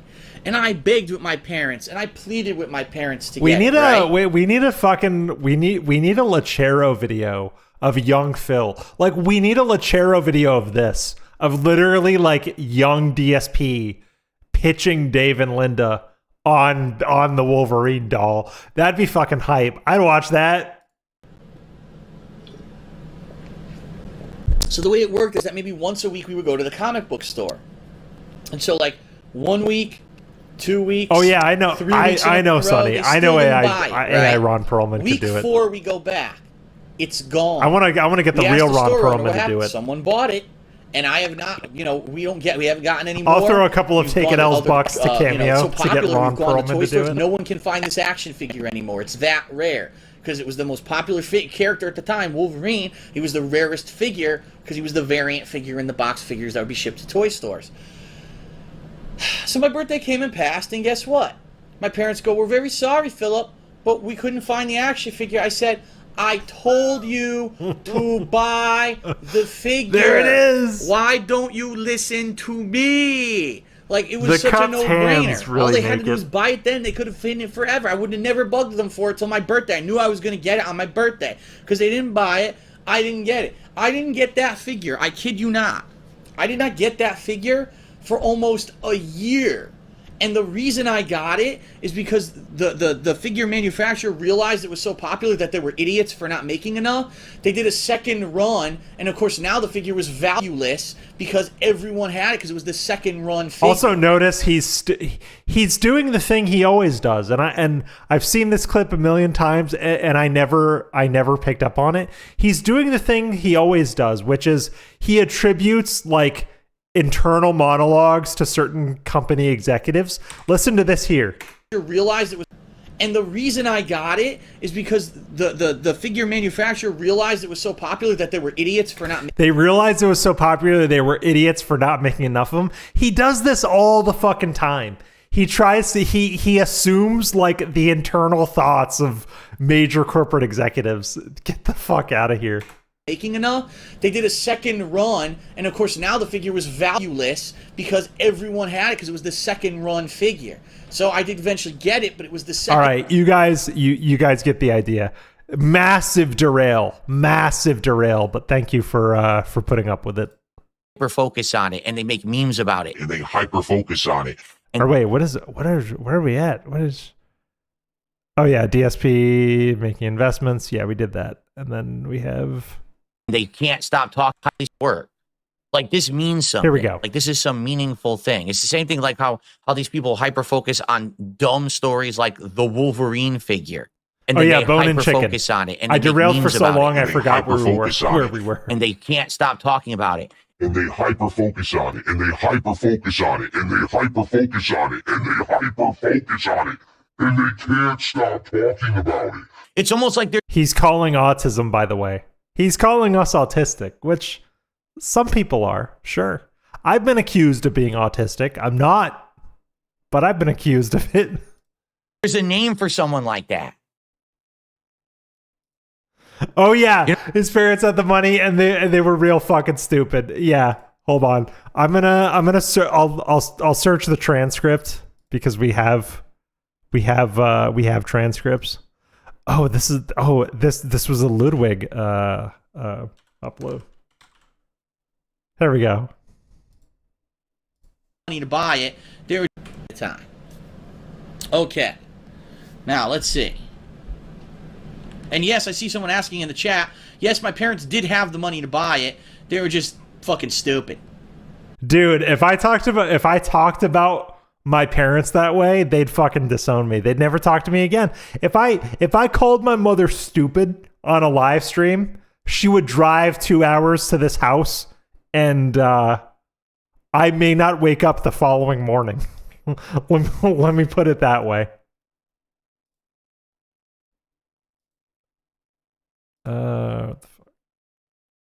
Okay, yeah. Hyper focus on it. Hyper focus on it. Hyper focus on it. You know what's funny?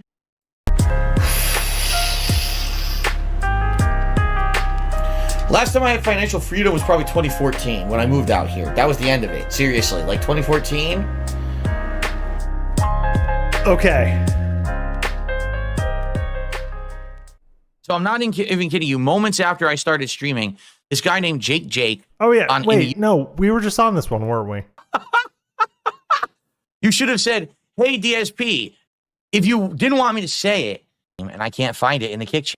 Jamal, And they hyper-focus on it. like there's a name We were of here. my RGBs. I'm Jamal on losing kick. my mind. What are you doing? Okay, here we go. Jamal on kick. What This the is fuck are you Jamal. doing? Did he do this on purpose? I mean, this is like useless what he's doing. So I don't know why he's doing it.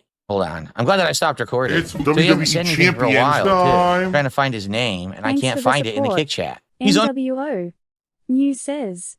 Epic troll move. DSP's parents take him out of will. Dude, could you imagine? Could you actually imagine if he was taken out of the will and got fucking nothing? Imagine the on-stream cope we would get from that. So my father took me out of the will and now everything's going to Melissa. What the fuck? She's not even their biological child, snort. Absolutely. Banning everyone. He's an idiot. So I guess he's probably some moron. That's probably why he also asked to try to get into the Discord tonight, because he's probably some moron. Jamal on kick 69. He changed his name. Jamal hits us up with our Yeah, first you're tip of probably the night. right, He says, dude, "What's Messiah, up? Hope you had a but we good can new year." dream. Can we get a shout out to the real King Michael? He says, "Can I join the Discord? You don't have to say." Well, if you didn't want me to say it, you shouldn't have put it in the body of the tip. You understand? No, excuse me. DSP, how about you read your tip messages in their entirety? Like read them in your head. Read them silently and then read them. I feel like he's done that before. I feel like we've seen him do this. We've seen him look down for like a minute and say, "Okay, Jamal says da da da da da." Yeah, you know. He's just being You should have stupid. said, "Hey DSP, you don't have to say this," but like you literally said you don't have to say it at the end of the tip message after I've already read the message out loud. That's not very effective, Jamal. Yeah, say it out. absolutely, August. Yes. I've got to unmod him, but I can't because Kick sucks. Like seriously, Kick. Yeah, if Linda goes first, he gets nothing. If Dave is able to alter the will, he gets nothing. If Dave goes first, he gets everything. Kick sucks. So to do this now, they changed the interface so I couldn't do it fast. What I have to do is go to. I removed him as a moderator, and now I guess I have to ban him because Kick's changed everything. So now it's harder to do stuff. I also want to point out that like maybe again it's the internet. We don't know if any of this shit's true. But if you think about Jamal as a person, based on the little we can glean about them from chat, Jamal is a chronic day drinker who kind of was sneak dissing and sneak trolling DSP to begin with. I mean, he's not really a troll because he gives DSP money. So, you know, there's that. But maybe DSP, a chronic day drinker, is not your most trustable mod. Just thinking about it. And actually, if I was DSP, I would trust fucking no one, to be honest. They moved everything around. Yeah, stupid. He unbanned a bunch of accounts. It ain't gonna matter. I'm just gonna ban it. I'm completely like skipping over the mic stuff, by the way. But yes, his filters are set and they're still fucked up. And he basically said the other day, if anybody mentions my mic filters again, you're banned, like insta ban. And they fucking suck. They're the worst mic filters ever. Reban them if they talk again anyway. It's not a big deal. I'm just going to ban. At least the chat's moving. Well, I mean, we weren't even talking anyway. So he's so dumb. He just unbanned like a few stupid accounts. He unbanned maybe like 50, 60 That's accounts. the real it's not truth, a big Shiny deal. Thief. Actually, Phil it's about does 100 go accounts, broke but after it's still 6 not a months. big deal. You're right. Like, these are just dumb troll names too.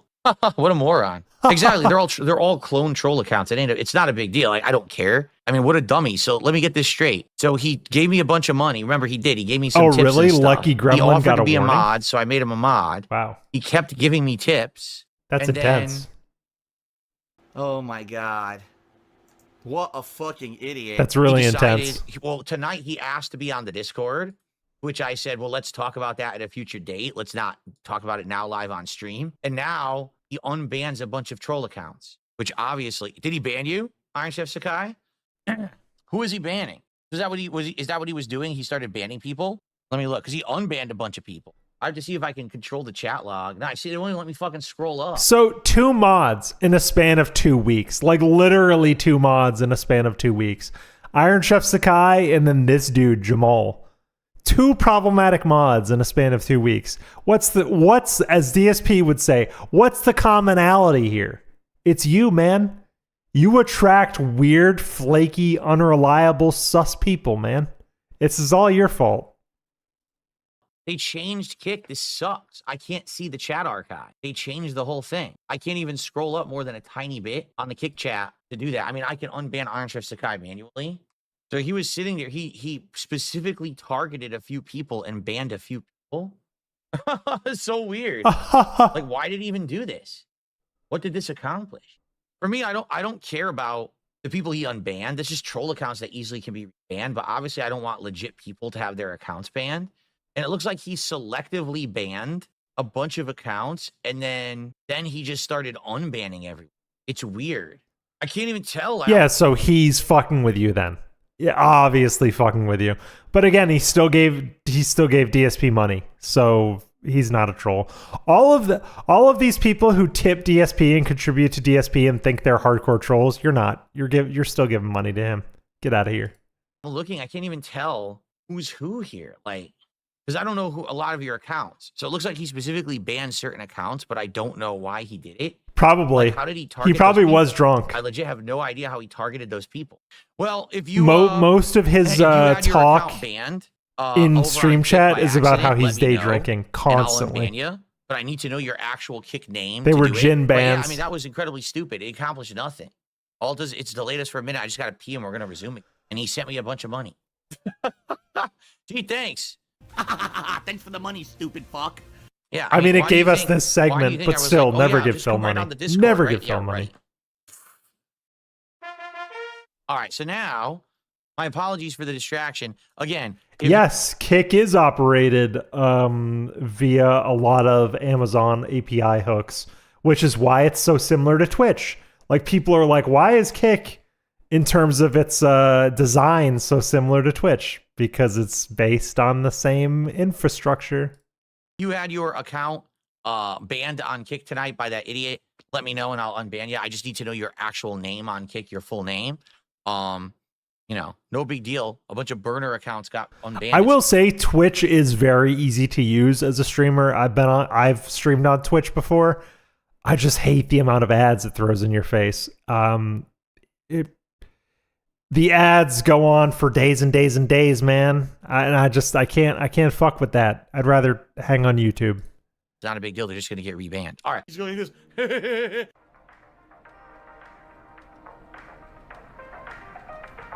By the way, that moron Jamal is trying to charge back all the tips he ever sent me, even though he's only sent me like $2 tips ever. He literally just filed them all at once. You just get rid of them all here. He tipped Yeah, me like, Twitch mobile app is really rotten. The only two people I watch on Twitch, or three, are Johnny Chase and Indrid and kinda Sav. And if Decepticon boots up on Twitch, I will watch Decepticon on Twitch. But I installed the mobile app just to watch Decepticon play Contraband Police one time. And I don't regret watching Decepticon, obviously, but I regret installing the mobile app. maybe 20, 30 times, and each time was $2. So he's going to try to charge back, no exaggeration, like $50. He actually thinks that committing fraud 30 times is worth it. He doesn't realize that he's going to probably go to jail. At worst, for something like that, he'd get his PayPal account burned. At worst. Like, literally at worst, he would just get his PayPal account burned. Like, you wouldn't do jail time. Fucking idiot. Phil, your days are done. We know that you've been committing tax fraud, and we are going to get you. Ha ha ha. I collect over the course of the game. Also, my bad. There is a tip here that's been sitting here for a bit, and I didn't read it out because, like I said, idiotically, Jamal not only tonight decided to... Yeah, yeah. Dude Messiah says you need to actually shoplift for that, Phil. That he doesn't understand that, like, using a chargeback system through a payment processor isn't inherently fraud. Like, requesting a bunch of chargebacks that likely won't be granted is not fraudulent. It's just you filing requests and not having them granted. Like, requesting a chargeback when you never actually tipped someone, like never ever gave them money and then expecting to get money back from the system, that would be fraudulent. But what Phil is saying is just, I don't even think it would be bannable. It would just be annoying. Rogue mod like an idiot and try to unban a bunch of people that are now already rebanned. Yeah, I agree. But if anyone could be implicated in crimes via their PayPal activity, it'd be Phil. Phil would be the first one to fucking go, honestly. he also tried to charge me back for every tip he ever did, and the tips were all for $2 each over the course of a few weeks. So it's like a grand total of like $50. It's not a big deal. But my inbox was flooded. I didn't notice. I received a $109 tip from Iron Chef Sakai. Cock's gonna cock, I guess. Pay pigs. Is it PayPal? Cock's gonna cock, I guess. Amazing. Amazing. And this is DSP, Absolute Disaster Stream, destroys $100 boom mic arm for 2 hours and is toxic to his viewers. I kind of did things in a weird order, but you'll see why. I didn't want to talk about the microphone first. We're gonna speed this up just a bit. Wait here, hold on.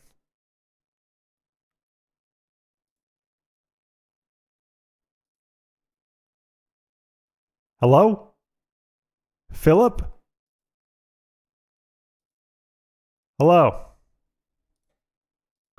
This thing is huge. Look at the size of the box. Ginormous. I think this is going to be like twice the size of the one I'm using right now. At least the one that I'm using now did not come in any box like this. It came in a real small one. Of course, it was all folded up, but... Oh, you know what? I keep forgetting to open up the call-in segments. I will open up to a call-in segment if anybody has any thoughts on the last segment we watched. This is supposed to be a call-in show, and I keep forgetting to let you guys call in.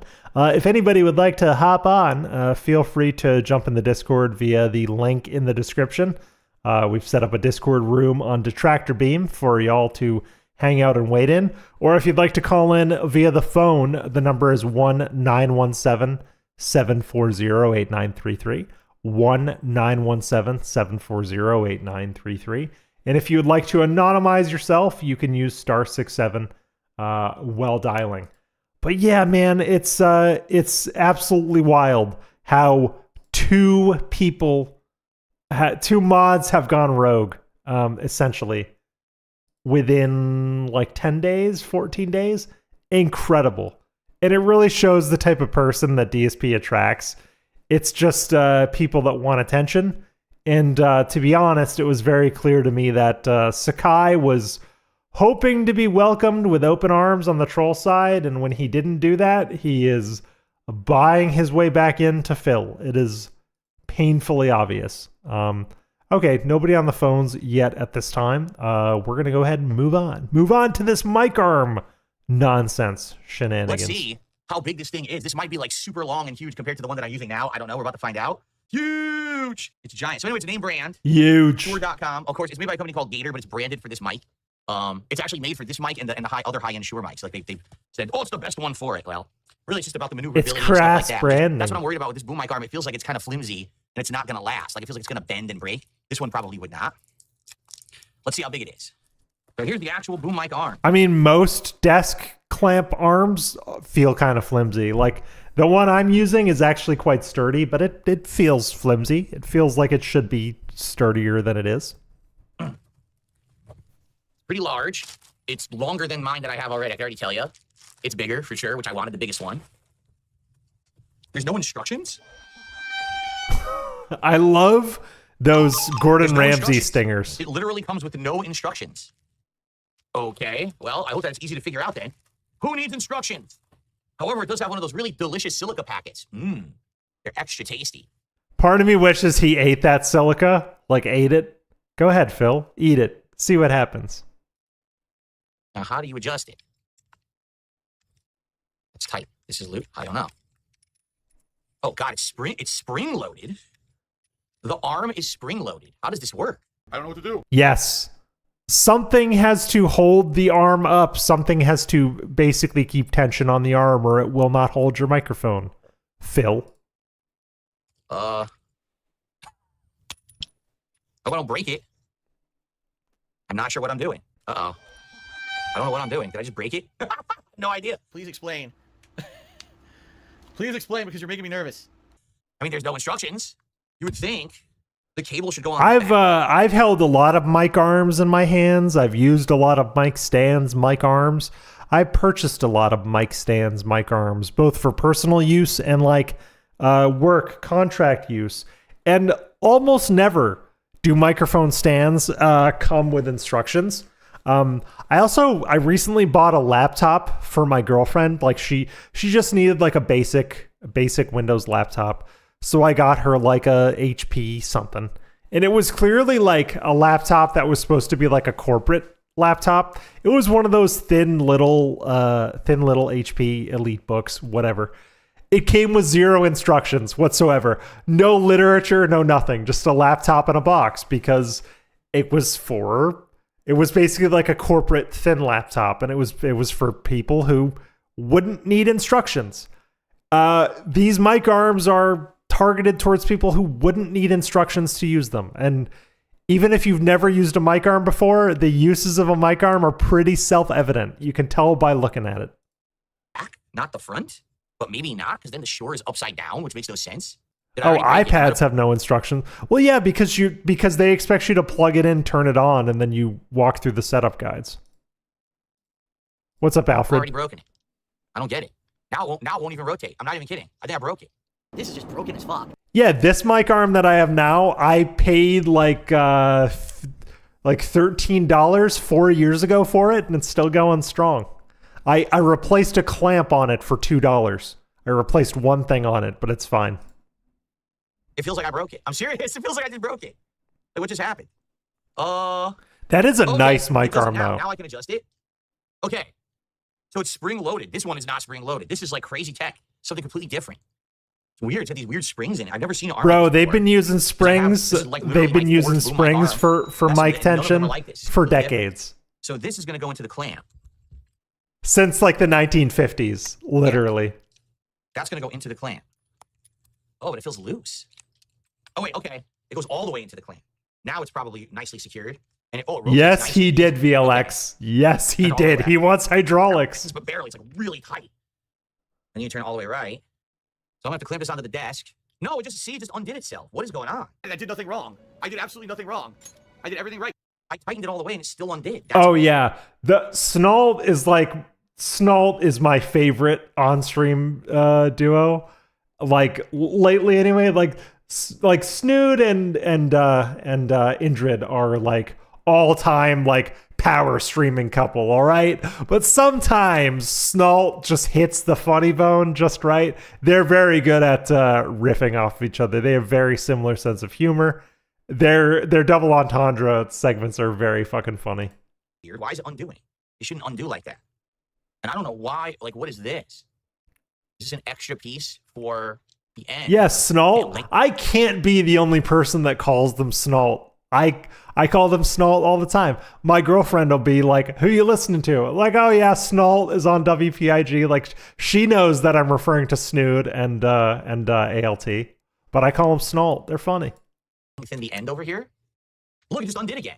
So I don't know if I like this arm. It keeps undoing. I tightened it as hard as I could, and then it undid on me. This is weird. Because this pivot point right here is supposed to spin around forever. Like it's not threaded. Like where the arm meets the clamp is not threaded. It's not supposed to be. That's how you get 360 degrees of spin. Is that it's just it's an unthreaded bolt basically that just spins forever. It's supposed to be that way, Phil. It's supposed to be that way. Undid on me. This is weird.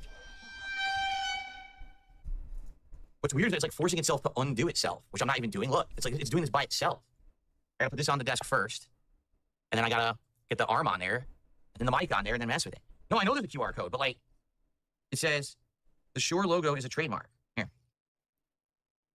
Nope. It just takes. Yeah, like what? Like, why would you spend $100 on a mic arm? Like, I don't understand that. And I have used microphones that have that cost like tens of thousands of dollars, literally.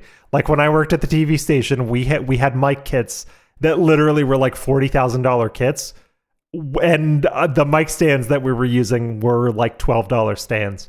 If it works, it works, man. It doesn't matter. It doesn't matter.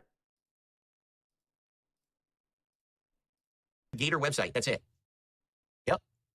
It just takes you right to the Gator website. It has. I don't even think this mic arm is branded. I think this mic arm is just like a no-name generic, but it's fine. Product is just an ad. The QR code has nothing to do with the product. The thing that gets me is there's no instructions in this box. Yeah, what does break a mic arm? That's the question, Mars Champ. And yes, it is an extender. You know, it'd be nice to be able to read what was in the box if they put the address label over that. Oh yes, the extender. Okay, so base attachment allows for 360 degrees of rotation, easily clamps to surfaces up to 17 inches. Yeah, it's a clamp. Ergonomic knobs for easy operation. He didn't need this mic. He didn't need this mic, and he didn't need this mic arm. It literally has no instructions. Like he would have been fine with his previous mic. Insanely rare that you would level. There's nothing in the box. This is just styrofoam.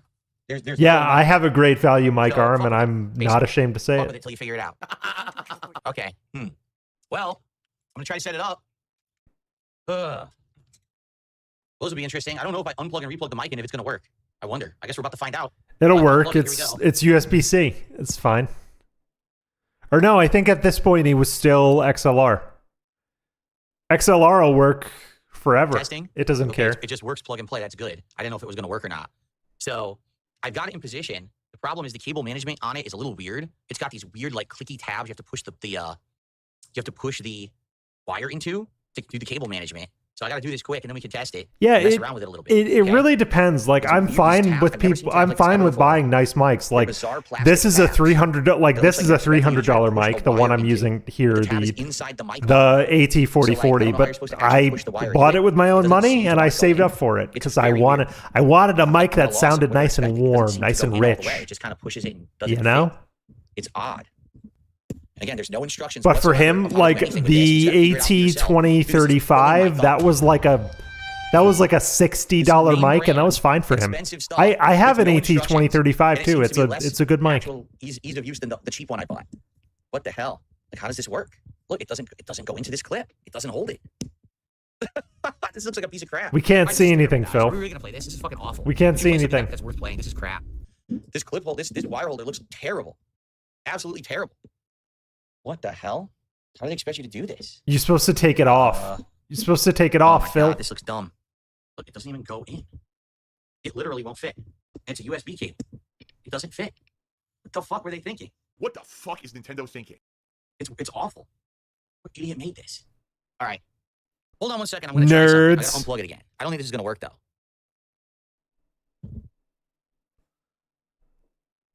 So, Jofus, it's funny that you mentioned that. Myself and Guy with Two Names have been saying this for literal years now. He should just use a lav mic. And I have a couple of lav mics here. I have thought just for the meme, I have been tempted to a ton of times to boot up with a lav mic on because it'd be so funny. But I could, if you guys want me to, I could boot up with it with a lav mic on. I could do it. I personally don't like the way lav mics sound. They require a lot of EQ and processing to be serviceable.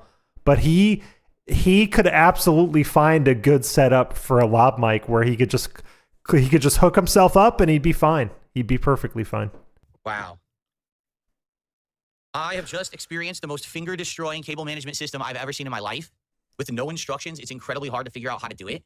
It took me 5 to 6 clips to figure out how to do it. A few of them are still wrong, so I have to fix them. He is looking pretty nerdy, isn't he? Doing Messiah. Thumbs are destroyed. He's a fucking nerd. It's just a bunch of plastic clips that you have to like pull and contort and rotate around. It is awfully designed. Really bad cable management system. And no instructions.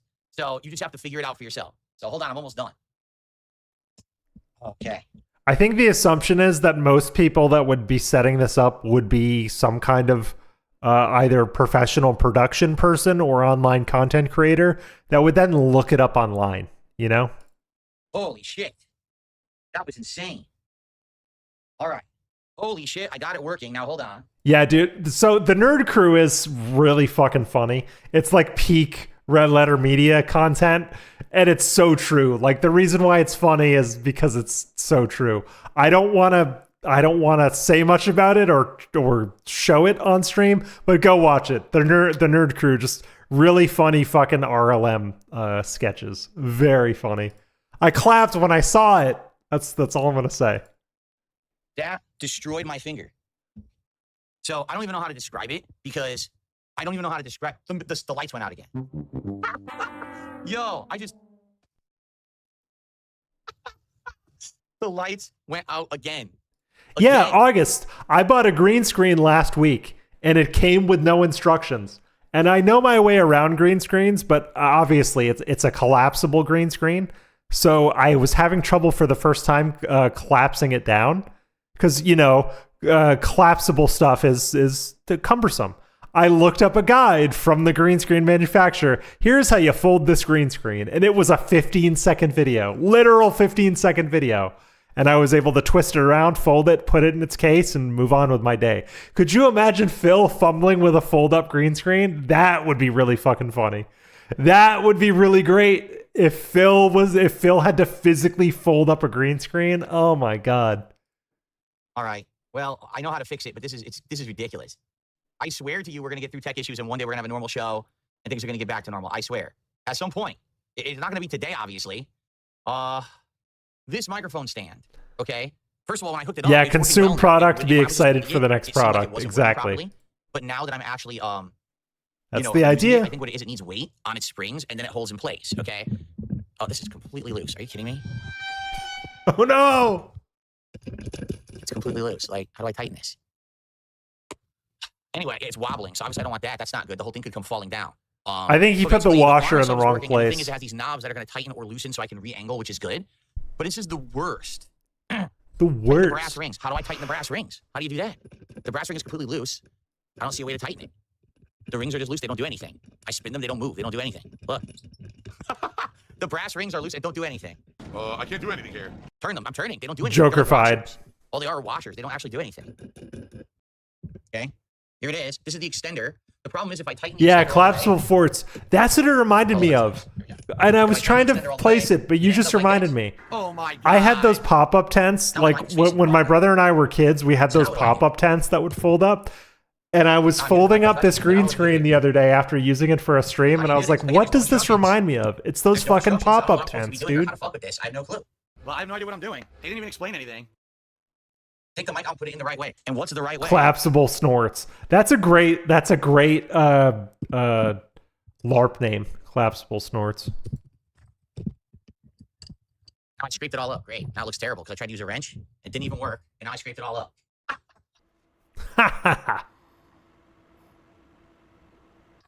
This is ridiculous. Hey, you ever heard of fucking instructions, you fucking nerds? Hey, nerds. Hey, book smart nerds. You ever heard of including fucking instructions with a product someone bought for $100? But instructions are book smarts, though. Like literally reading instructions are book smarts. I think DSP is the kind of guy that would simultaneously say, "Hey, you fucking nerds, where are the instructions, you book smart nerds?"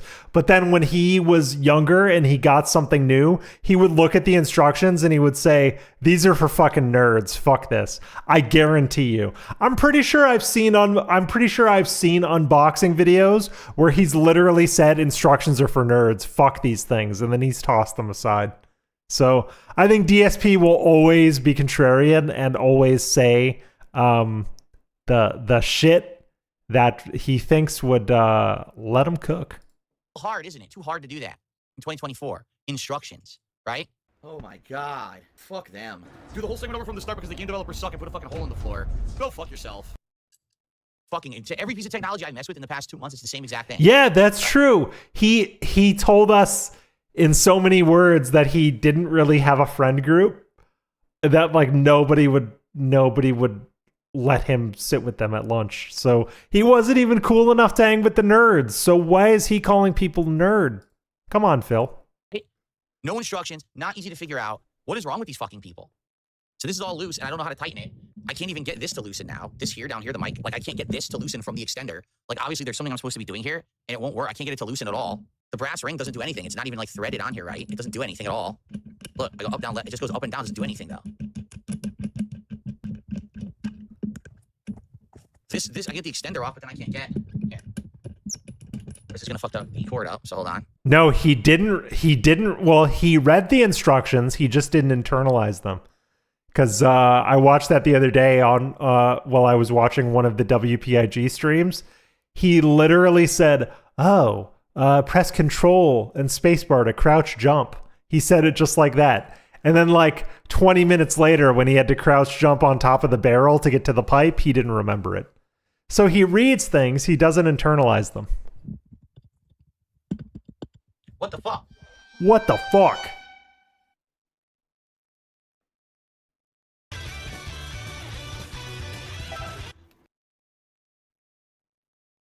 It is in one ear and out the other. Really is. Okay, nope. So it's completely fucked up.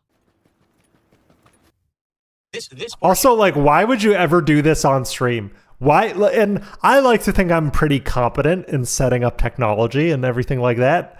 I used to set up the TV station studio professionally. I used to set up like mics and cameras for on location shoots professionally. I can set shit up very quickly, but I would never fucking do it on stream. You know why? Because setting things up on stream, even for the most competent people, are inherently embarrassing. I don't know how any of these tech channels do like PC builds or setups or like set up videos on stream. I could never do that. That's so embarrassing. all right, this is the extender. You can only actually tighten it fully. Like I'd be afraid of being like the next who was that publication that made that PC build video? I'd be afraid of being the next Verge guy. Like I would never do a PC setup or a tech setup on stream because I would just be that kid from the fucking Verge. That'd be me. I'd be that new meme. Be like, oh, you see that fucking Logan kid? He doesn't know anything about microphones. Fuck him. No adjustment for it at all. It has to be tightened all the way no matter what, or it won't stay on. There's a washer on it that serves no purpose whatsoever. It just does nothing. So there's no reason for this washer to exist. Okay? Down here, this is the mic. I can't get the mic off the extender. It's actually stuck on it. It's literally stuck on it. I can't get it off no matter what I do. I try to rotate. I can't rotate it. Oh yeah, dude. I literally would like Teeling Soldier, exactly. I used to have to tell people to get away from me. Like if I was setting stuff up at the TV station or if I was setting stuff up on location, I used to have to tell people to go away. Like I don't want you watching me while I'm doing this. Go away, because it adds another element of tension to what can be an already difficult setup. Like a lot of times, I don't even want anybody else in the room with me while I'm working on something. Loosen it. Like I'm trying so hard to loosen it. I'd almost rather be caught masturbating than like have somebody watch me set a piece of tech up. You know what I mean? That'd be less embarrassing in some ways. It moves the entire thing together. When I rotate it, it won't loosen from right here. So no matter what I do, I can't loosen the mic. I can't even turn it this way. I'm trying to use a wrench. It just strips the piece. It's stripping the paint off the piece and not allowing me to turn the mic. So what am I supposed to do now? How exactly do I get the microphone to rotate back to me, and how do I get it to not be loose? Tape on the pliers. Okay, because I have lots. So I can't really fault him for scuffing the paint on this mic extender here, because paint that's on like AV stands and stuff is very bad, flimsy paint. Like it's terrible paint. It's gonna scrape off, rub off any little movement. I have scuffed off paint just by hand tightening and hand loosening things. Lying around that's like electrical grade, plumber's grade tape, right? This is what happens when there's no instructions. Someone who doesn't know what they're doing fucks everything up. I don't have painter's tape. I'm not going to run out and buy painter's tape to fucking do this. The product should just work. Yeah, Marshchamp. I literally, like, if I have to work on my PC, I literally wait till my girlfriend, like, leaves the house. I don't want anybody in the fucking house when I'm tinkering with my PC. Try paper towel? I don't know. You tell me. So I wrap it like this. Terrible paint. Oh, big ups, Hum Along. Thank you for the 8 months, dude. I appreciate you. Friend of the channel, hum along if you can't sing along. Big ups, dude. I hope you're doing well. I think it'll work. That's true. He didn't do it by hand. Still twisting. He didn't do it by hand. Still he twisting. used like he used a crescent wrench and like channel connectors. Terrible. I can't even get it to grab anywhere. I just don't care. This is so fucking stupid. This was really stupid. Because they can't make it so easy to use, not easy to use whatsoever, not intuitive to figure out. The worst wire guidance system I've ever seen. It literally is the worst. It destroyed my thumbs to get the wires into that because there's no instructions on how to do it. What a joke. It's hilarious that there's a washer. Happy New Year, Hum. Thanks for coming by, dude. It's not threaded on anything. You're it's good just people. There for the sake of being there and spinning, it does nothing. Nope, this doesn't work. So the paper towel is worthless. Absolute garbage. The game still sucks. Well, the washer should be on the bottom. Then why was the washer up here? I love gaffer's tape. Already there. I have gaffer's tape for miles in my house. I love it. I didn't put anything on. All I did was I screwed because it's sticky, but not too sticky. All I did was screw this on. I have gaffer's tape and painter's tape. I don't know what to do. I don't know what else to do. And I mean, I can't even, I have no working mic arm, and I can't get the mic off the arm. So what am I supposed to do? I can't use the other one. This is stuck on here permanently. I can't get it off. So I guess I just sit here and do nothing all day on stream.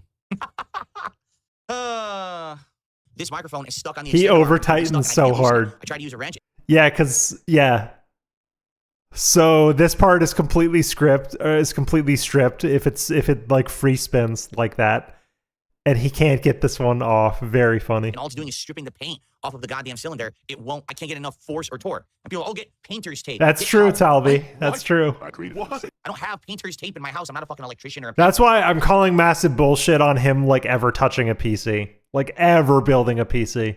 He's never. The only time he's touched a PC is when we saw him try and put that capture card in. I guarantee you.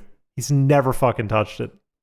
I don't have 100 towel. Like, what towel can I use to do this? Like, it's a tiny little wrench. I mean, do I get a bigger wrench?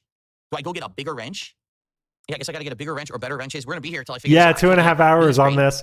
I remember trying to finish my work in the afternoon while listening to this. It was torture. I was laughing and crying at the same time. This is a joke, man. In 2024, again, I've said this how many times in the last couple of months. People don't want to become technical geniuses. They don't want to invest time into. They just want. Why would you need to be a technical genius to set up a basic mic arm? Like, yeah, this is a very expensive mic arm, but the concept is very basic. You tighten thing into other thing, and then your mic fastens onto it. Very simple. Spend money and then use the product. Okay, there shouldn't have to be research. If you want, if it's complicated that you need some instructions, put them in the box. I also like. Am I weird that I enjoy the setup of things? I enjoy like screwing things in and getting things calibrated like exactly the way they should be. I actually think that there is a strange sense of accomplishment in building something. Like, you know, when you get a new microphone or you get a new, you know, monitor or whatever, you want to mount it properly and you want to make sure that it's all there. I enjoy, like, there is a sense of accomplishment when you look at that thing and you're like, yeah, I put that fucking thing together. It's very fun to, like, know that, like, yeah, I've done this right, you know? It's rewarding. DSP would hire someone to put together a mic stand if he could. Make them easy to read. This is not rocket science. This is easy, just simple convenience. And these companies don't care about it. They're just incompetent at what they do. It's complete incompetence. Whoever made this mic arm is incompetent. Because this whole thing had nothing to do with me and me doing nothing wrong. It's got awful cable management with no explanation of how to use it. Uh-oh, OBS is in the red. I'll be back. I'll be back.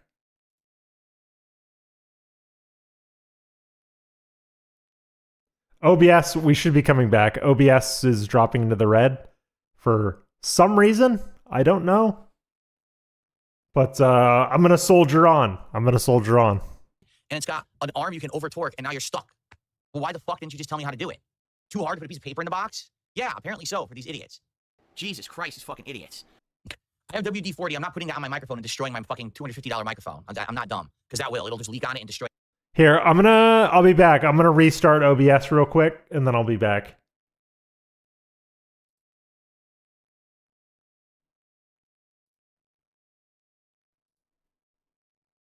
There, we're back. We're back. We should be back. It's saying I have excellent connection on the YouTube side. Or maybe not. Fuck. Yeah, I am dropping frames like a motherfucker. Oh my god. Everything, and I'm not throwing away $250. Here, I'm going to restart my...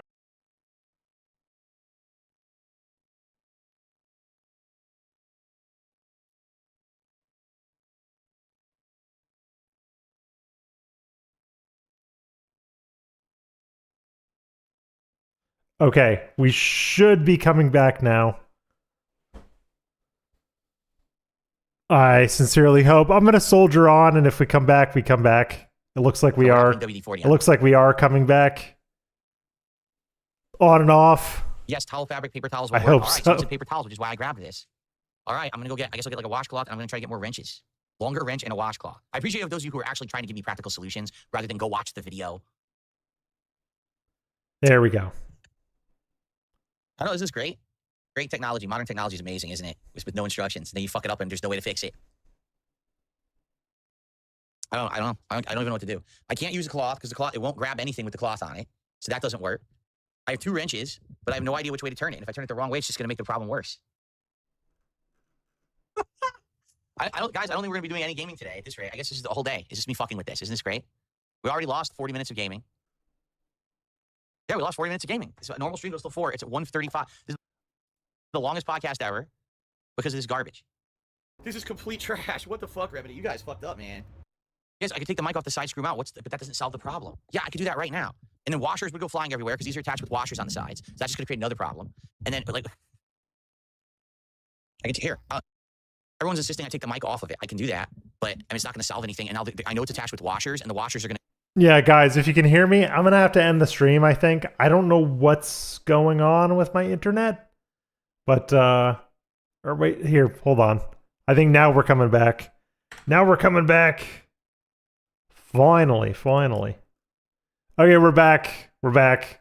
I'm going to finish this clip and then call it, I think. No, I'm not. I'm going to clock out. I don't know what's going on with my internet. But thanks for hanging out on the stream, everybody. And for everybody who contributed, I appreciate you. And I'll see you all next time, whoever's still here. Thank you very much, everybody.